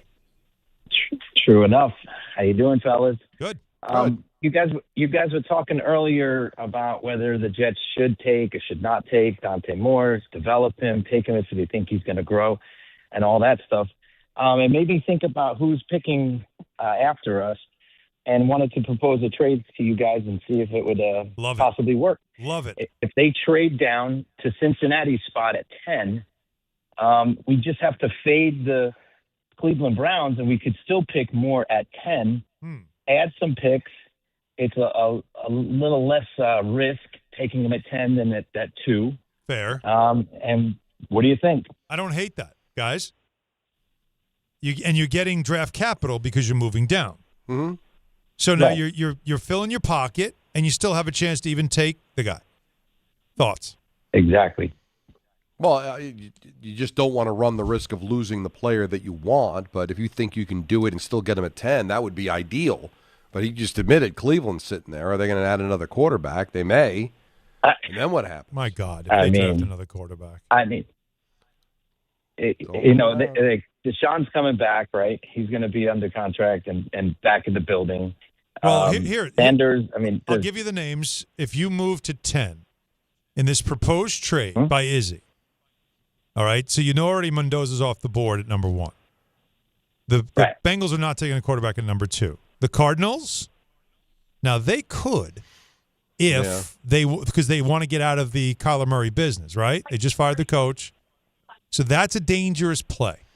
Tennessee, no. Giants, no. Cleveland at 6, that's what you worry about. Because you did that's a wild card. You can't do it. Washington, no. New Orleans? No, I don't think so. Do they think they found the guy? Yeah. Tyler Shuck, they found him? It feels like it. They seem to be super into him. Kellen Moore did a nice job with him. Kansas City, no.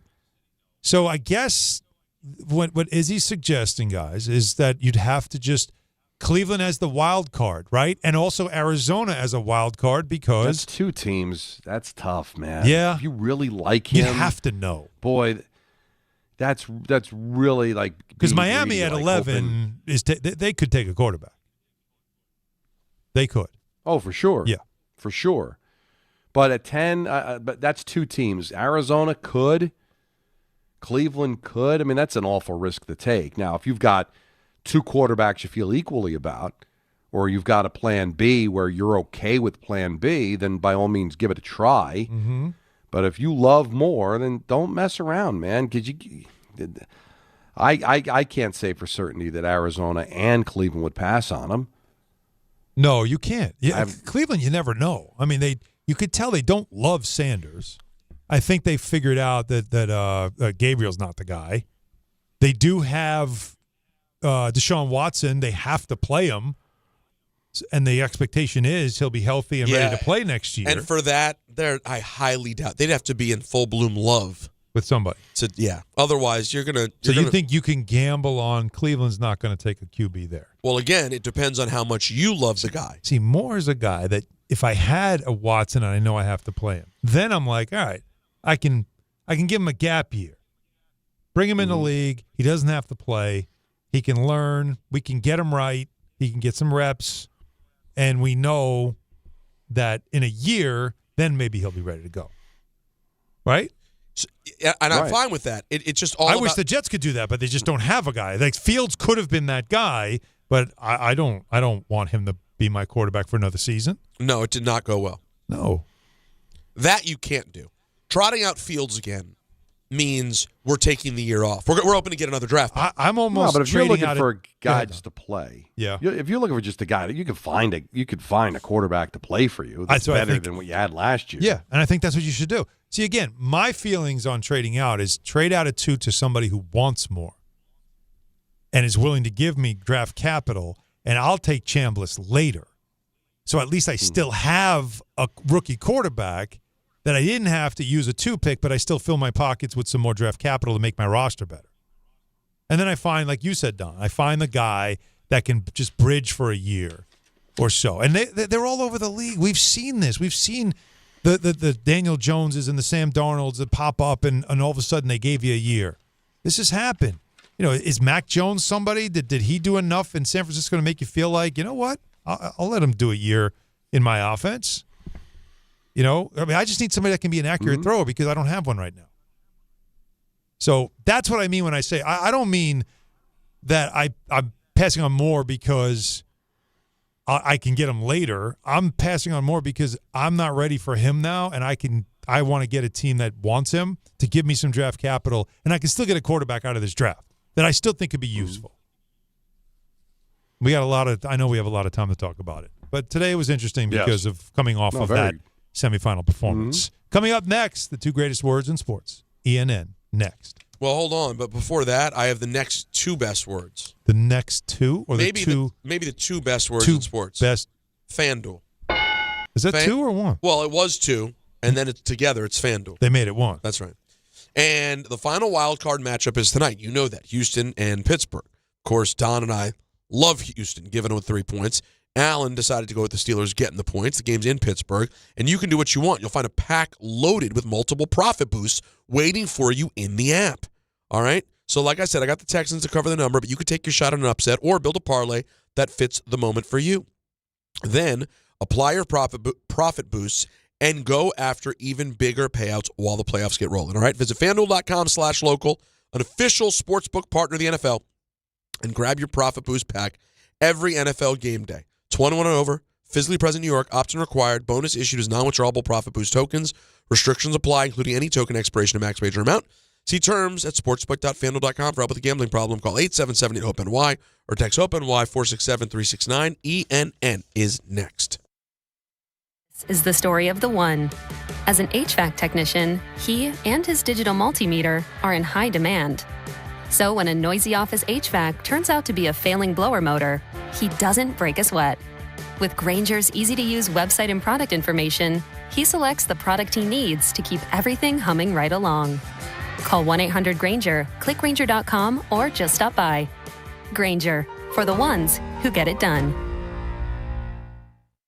Smalls here. Life is full of choices, some big, some small. And when you choose an H&R Block Tax Pro, you're choosing the largest network of tax expertise to be in your corner. For when your big ambitions need help with the small details. For when your six figures come from 6 different places. For when your gaming stream becomes your revenue stream. For when your business's year one needs 70 years of tax know-how. At H&R Block, they've seen it all. And they're here to help you make the most out of your money for life outside the box.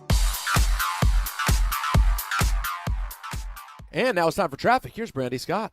Thanks so much, guys. I hope you have a great rest of the night. We've got the Rangers home over at MSG. Really not too bad of a ride on either side of town. FDR southbound, just a little bit slow over by the 59th Street Bridge. Then it's a bumper-to-bumper ride on the southbound FDR heading over to the Brooklyn Bridge. Just packed there getting onto the Brooklyn side. Stop and go on the Staten Island Expressway eastbound. An accident just picked up by Woolley Avenue. Heavy delays there. Go back to the West Shore. Heading to the outbound George, free and clear on the southbound Deegan and Henry Hudson. Cross Bronx westbound, stop and go from the Bronx River Parkway. Inbound George looking good for both the upper and lower decks. Outbound Lincoln and Holland Tunnels are only about 5 to 10 minutes each. Might want to stay away from 21 northbound in Jersey over by Main Avenue in Passaic. Crash out there has you solid from Route 3.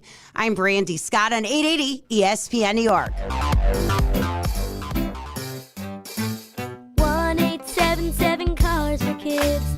KARS Cars for Kids. 1877 Cars for Kids. Donate your car today. Call 1-877-CARS-FOR-KIDS to reach a friendly live agent. Donation's super easy, and your car can be picked up as soon as tomorrow. Call us now. 1877 Cars for Kids. Donate your car today. Did you know you can donate real estate too? Hey, New York and New Jersey. Commitment issues? No problem. Now you can get unlimited talk, text, and data for $25 a month forever, as in for life. Switch now at boostmobile.com. After 30 gigabytes, you may experience slower speeds. Pay $25 a month as long as you stay on the Boost Mobile Unlimited plan. We expect our information in real time. US Med carries continuous glucose monitors, which provide real-time readings of blood glucose levels. US Med is an approved provider for Medicare and over 500 private insurers. So call 888-665-0696 today for a free insurance and Medicare benefits check as easy as... That's 888-665-0696. My name is Whitney Allen. I am a widow. My husband, Ryan, died. We never thought in a million years we'd have to use life insurance. The unexpected happened. With Ethos, it is so fast and easy. It's 100% online. You can get a quote in seconds, apply in minutes, and get same-day coverage. No medical exams, and you can get up to $3 million worth of coverage through Ethos. Get your free quote at ethos.com/game. That's ETHOS.com/game. Time spent on application may vary. Online health questions required. Hey, this is Jalen Brunson. Jalen Brunson for 3. And this is your home for New York Knicks basketball. This is 880 ESPN. WHSQ and WCBS-FM HD2, New York. This is an ENN Special Report. Now reporting... The very handsome Jewish man, Peter Rosenberg. We should talk some sports. Do what you want. It's ENN.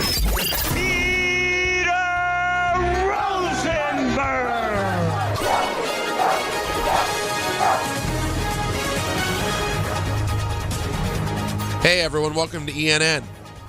Ray-Ro. You ever watch YouTube? It's brought to you by Ramsey Mazda. And I'd like to start off ENN by saying good evening to Don. You're dead. No matter what you do, you're dead. And to Don. They're spitting up and wetting themselves at the same time. And to Don. Oh, I felt nothing. To Alan and myself. Look at you, and you look gorgeous. What a dead-on shot that is. Straight on his face. Like you're supposed... And to Alan and Don. I aim to please. What are you doing? Well, you've got great aim. And to myself. It's men ramming into other men. You just had to add to it. And to myself. What a day. What a day. What a glorious day. Can someone play some rap for me? And you hear Don in the background doing his thing that when he's about to argue back, something he goes, well, no. Like, listen close. Can someone play some rap for me? Oh, great man. piece of drop. Anybody can get got. It's a great piece of drop. But we've had a very sloppy day. Sorry? Yeah. In what sense? Look at you, and you look gorgeous. What a dead-on shot that is. Straight on his like face. You're supposed. Just too many drops today. I don't find that to be sloppy. No? I find that to be No, good. that's called good. That's a good day? Yes. Oh, you say clean Yeah. day. The opposite of a clean day would but be who wants a clean sloppy day? I mean, you know what I mean? I like a clean. There used to be a time we opened ENN with mistakes. Oh. And then we would talk about a clean day. But now we've changed. We pivoted. And like the highlights, what you missed. And you missed a lot today. Yeah. That's the thing. Bad job out of you if you tuned in just now. You missed a lot. Too late. Bad job by the Packers. They blew a lead. Tough way to leave the playoffs. Not what you want. However, the Packers are expected to work out a deal to keep head coach Matt LaFleur in Green Bay for a while, according to Schefter. LaFleur has 1 year remaining on his current contract, leaving his future in Green Bay uncertain after Packers president Ed Policy said last June he would prefer not to have a lame duck coach. Well, now people are speculating there could be a 3-year deal waiting for Matt LaFleur, even though he's 1-4 in the playoffs, I believe. It's the right thing, though, isn't it? He's a good coach. I mean, he lost his secure. best defensive player. Yep, that didn't help. And they were right there. I mean, you were blowing a team out in the playoffs. Yep. And on the road. Against a rival in Chicago. There's every reason to think you should have won that game. It didn't happen. Didn't they lose the last 4 games going into the playoffs? Right? Weren't they on a tailspin? Well, the Love was hurt. Yeah, they weren't really giving their all the last month. I'll say that. They lost. They lost at the Broncos 34-26. Okay, no shame there. No. Then they had that battle with the Bears. They had just beaten the Bears 2 weeks earlier. Then they lost to the Bears 22-16. And then the Ravens and Vikings, no love, no real effort. Yeah. They lose to the Ravens and they lose to the Vikings in the final week of the season. No, they were really good early in the season. And for a half. Parsons was a big part of it. Losing him was massive. Yeah, that did not to their help. defense. Yeah. So he's a good coach though, and they shouldn't move on from him. I don't think so. Out of just like, wow, we should have been better. I know people are frustrated, and I saw a lot of Packer fans online. Like, I've had enough. We can't do this anymore. I understand. All the fans. We think we only go through it with the Yankee fans here. No, it's all the Pittsburgh good with teams. Tomlin. Yeah.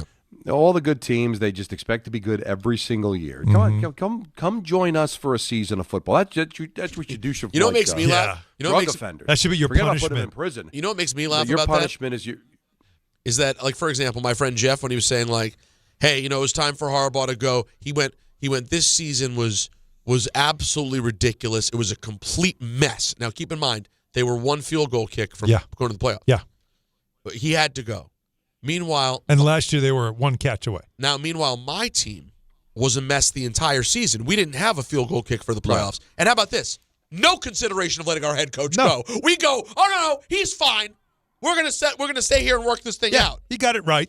Yeah, we're right now. We're where we need to be. I think we're good. 4 wins. It's just And I don't know who's right. I don't know, Don. I don't know which side is right. Us losers who don't get to have anything. Or these ridiculously greedy fans, Philadelphia, Green Bay, Baltimore. You got to fire him because I'm sick of his face. Yeah, I mean, that's what just, you get. Well, they want a goat. They want someone to blame. They want somebody's head on a platter for what was a disappointing season, and sometimes that's justified, but it's not always justified. I can understand the Steelers. They lose the game today. It's been a long time without a playoff win. I'm starting to come around to their thinking a little bit because they see the team every single day. And I guess I'm not the biggest Sirianni fan in the world. I said that at the beginning of the show. Although that loss didn't feel on him either. Just won. But, you watch a team every day. You know all the times they should have gone for 2 or they should have went for it on 4th down. Dude, just come luxuriate with us for a year. Take a dip in this pool. Right. Let's stop dating your supermodel, all right? And then come on with us, where it's basically just, porn and porno mag weekend, So put your gorgeous wife aside, your girlfriend, and you can just come hang with us. Come and just sit in your own filth for 6 months and watch our football team. You'll run back. You'll kiss Sirianni on the mouth. Right? You'll be like, Tomlin, where have you been all my life? It'll be like one of those romance movies where you don't realize what you have until it's gone. Mm-hmm. You'll run back to Pittsburgh and you'll embrace Tomlin's like, don't go anywhere. I just spent 6 months in New York watching Jets and Giants football. Please don't let me go back. It was terrible. Now it was bamboo shoots. I know they're busy dating. They're busy dating. Jared Goff's girlfriend, and in New York, your girlfriend is one of Marge Simpson's sisters, smoking cigarettes, the scratchy voice. That's why you don't even know what we're doing. I didn't want to disparage anybody. That's why I went cartoon. Cartoon's the right way to go. You're dating an ugly real doll. It's not even a human. It doesn't even work. The real doll's broken. Arms are in the wrong place. Yeah, it was a manufactured, reject. The arms are on backwards. It's got a mustache. It's not what you want. It's got a mustache. And you're sitting there looking at Jared Goff's girlfriend. Remember dancing on the beach in the bikini, going, you know what? I've had enough. Right. You always dancing around in your bikini. I need to get her out of here. Nice and warm. Yeah. Me on Bundy. There's a real doll in New York waiting for me with a full beard. Oh. Now that's a drop. And all the holes are in the wrong place. Jalen Hurts, his thoughts on the offense and the offensive coordinator. I think I'm always growing. I'm always taking in my experiences and learning from everything that we go through. I think it's tough to single out one individual, especially in a moment like this. Really? Wow. No, that was it. You had enough? Well, is that Jacob or Anthony that does that? That was me. That was Peter that did that one. That was Peter. Oh, yeah, I'm good. By the way, I've heard Jalen talk a lot. Was it me or did he have an extra cool guy voice on after the loss? A little bit of the hey, yo, Seattle. Yeah, he had a little when you're trying to figure things out, Is that like R&B voice? Yeah, I think I'm always growing. I'm always taking in my experiences and experiences. I'm always taking in my experiences. Why don't you just learn how to get along with your teammates, buddy? Because there's something in the water over there. Nick Sirianni on his interaction with A.J. Brown that people were talking about. That was not nothing. Yeah, I was trying to get him off the field, because we were about to punt, and that was really it. So I love A.J. I think he knows how I feel about him. I have a special relationship with him. We've probably went through every emotion you can possibly have together.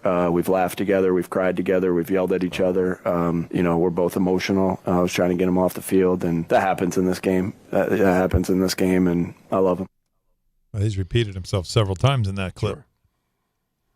Trying to get him off the field. It happens in this game, and he loves him. Now, the most popular person in Philadelphia is this kid who was interviewed on the Action News, ABC 6 in Philly. This was a huge letdown. This was my Christmas present, and I got a loss. Oh, no. You probably would have rather had Cole, huh? Yeah, probably. Feeling two of two things. A, I want A.J. Brown packing his bags, and I want him somewhere else that is not here. I love you, A.J., but, you can't make those drops in that game. And I also want Kevin Patullo flipping burgers at, the local McDonald's or something. I don't care. Whenever he's an offensive coordinator, it's like he's flipping burgers. One half he's cooking, and the other half is completely raw.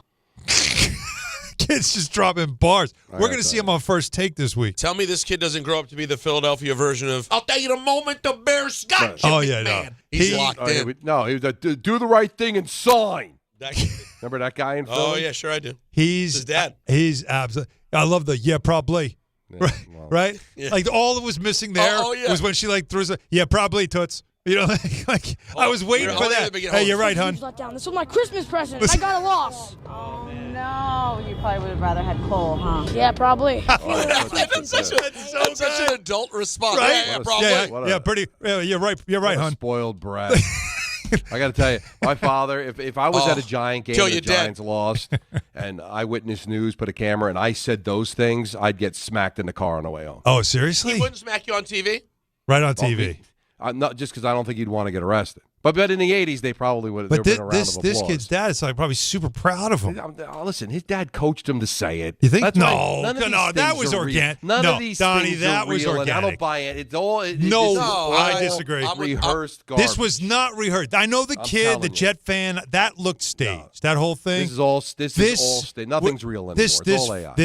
This felt like this kid. It's all AI. Donnie, I said this because I remember watching this kid. I'm like, you know what? I remember because again, he just won a Super Bowl. What is he, 12? He just won a Super Bowl. He should be happy. Yeah, we lost. We'll be back next year, right? But I remember when the Islanders lost in '84 to the Oilers. I was just like that. The next day, I'm fighting everything. Because you're used to winning. The league, they just wanted Gretzky to win. You see, they changed the series. They were sick of the Islanders winning every year. But I was going on and on about how this is ridiculous. Said Al Arbor should be flipping burgers. Well, I mean, no. Billy Smith should take the next train out of here. Well, Smitty was the only thing good in that series. Well, can I tell you? Well, you're being very literal. But can I tell you, Don? When I was that age, I was very much that way. Yeah. I was doing impersonations you were of a punk kid. Well, no. Punk guy. But you just said. You just said with the kid. You just said a kid wouldn't say that. I'm saying he's copying it from sports talk radio. Yeah. I would have done the same thing as a kid that age. It was literally how we all talk like that. Father. He was coached by his dad. He rehearsed that at the start of the third quarter. No, I don't. There was not an ounce of that was genuine. Not an ounce of it was genuine. I don't know if Don's had. Don, I think you've been wet on everything all day long. I think I'm just telling you. You're sitting in your own filth in Minnesota. He practiced that with his friends. What have I done? The other side's raw. I'm telling you. It's a great line, though. You know that and line, he delivered it. That line he did it to half. That line. That's how his burger came back to him. Oh man, this was so good. This is one of my favorite things on the internet today. Here's something Don will like. What else? What do we got? Fernando Mendoza. Don's got to go. Come on. You can't leave on that note. Just hear this first. Killing this kid. Just hear this first. Okay. We're a bunch of misfits. There's 0 5-stars on our team. We're just a bunch of gritty guys who are glued together and going towards a common goal, which is to win each and single game. What? I don't know what that means. Is that English? See, he didn't rehearse it properly. No, he didn't. He should have talked to the kid. All right, Don, go ahead. Go ahead, Donnie. We love you. See you tomorrow. That, by the way, that cut. I mean, there's so much cheese. Oh my god. That's not his word. That's him at his best. Honestly. He is. This is. You know what he reminds me? Like he could be on stage in Orlando at the Magic Kingdom talking about some like fictional sports movie thing, and he's just.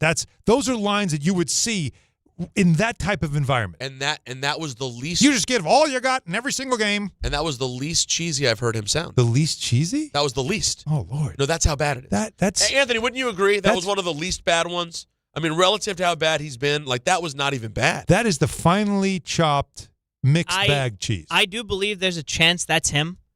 I think really, like, yeah. and maybe he gets the media training of like, I'm gonna have all these talking points about how good the team is, and everybody's counting us out, and nobody thought Indiana football was going to be able to do this. How do you think he is? Like, how is he really though? Because everybody has their real. That's the question. Their real voice. If you had him, like, take him out of that character, like Steve Garvey was like that, right? Wasn't Garvey like this perfect? What am I, 70? Guy I don't that remember would talk Garvey like he was so good in the. Well, Don's not here anymore. I know.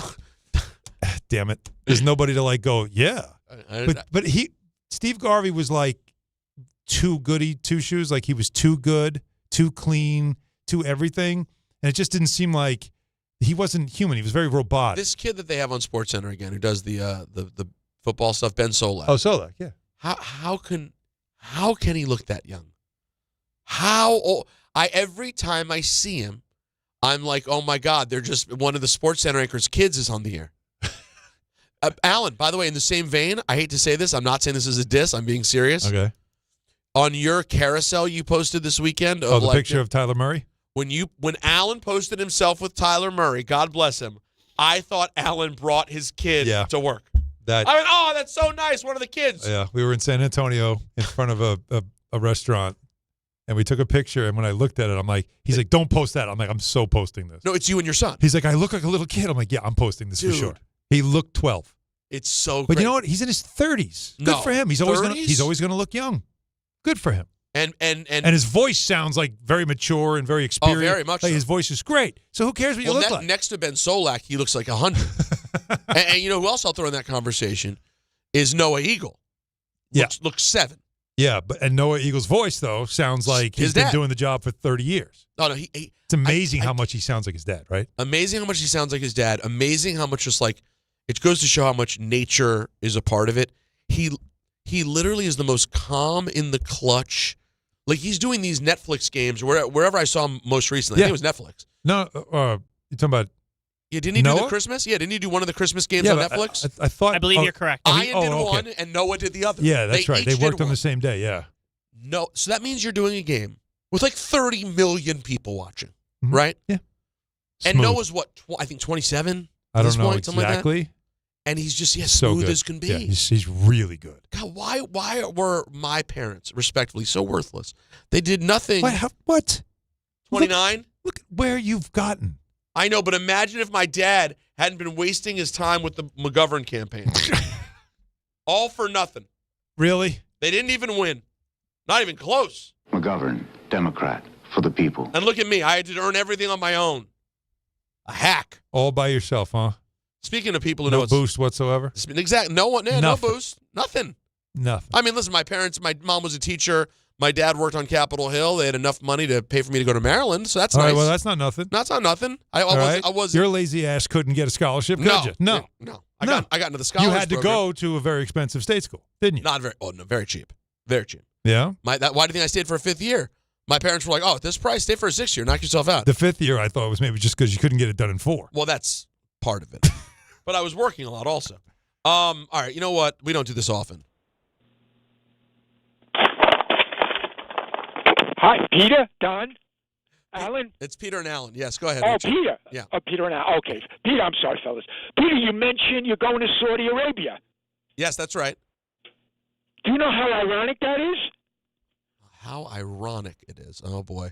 The best football game I saw yesterday on television, and this wasn't planned. I went into a bar. The best football game I saw all day yesterday, and I saw the 3 NFL games.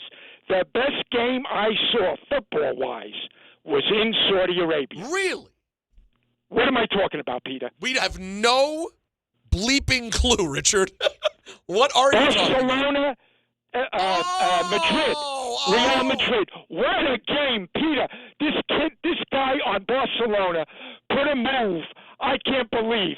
And you can't even compare it to Lamar Jackson or LeBron James or Sidney Crosby. He went through 4 guys. You got to see it on Sports Center or whatever you can see. All right, I'm going to find What a match. I just was lucky. I was on the Upper West Side. I go to this usual dive bar on 104th and Broadway after church.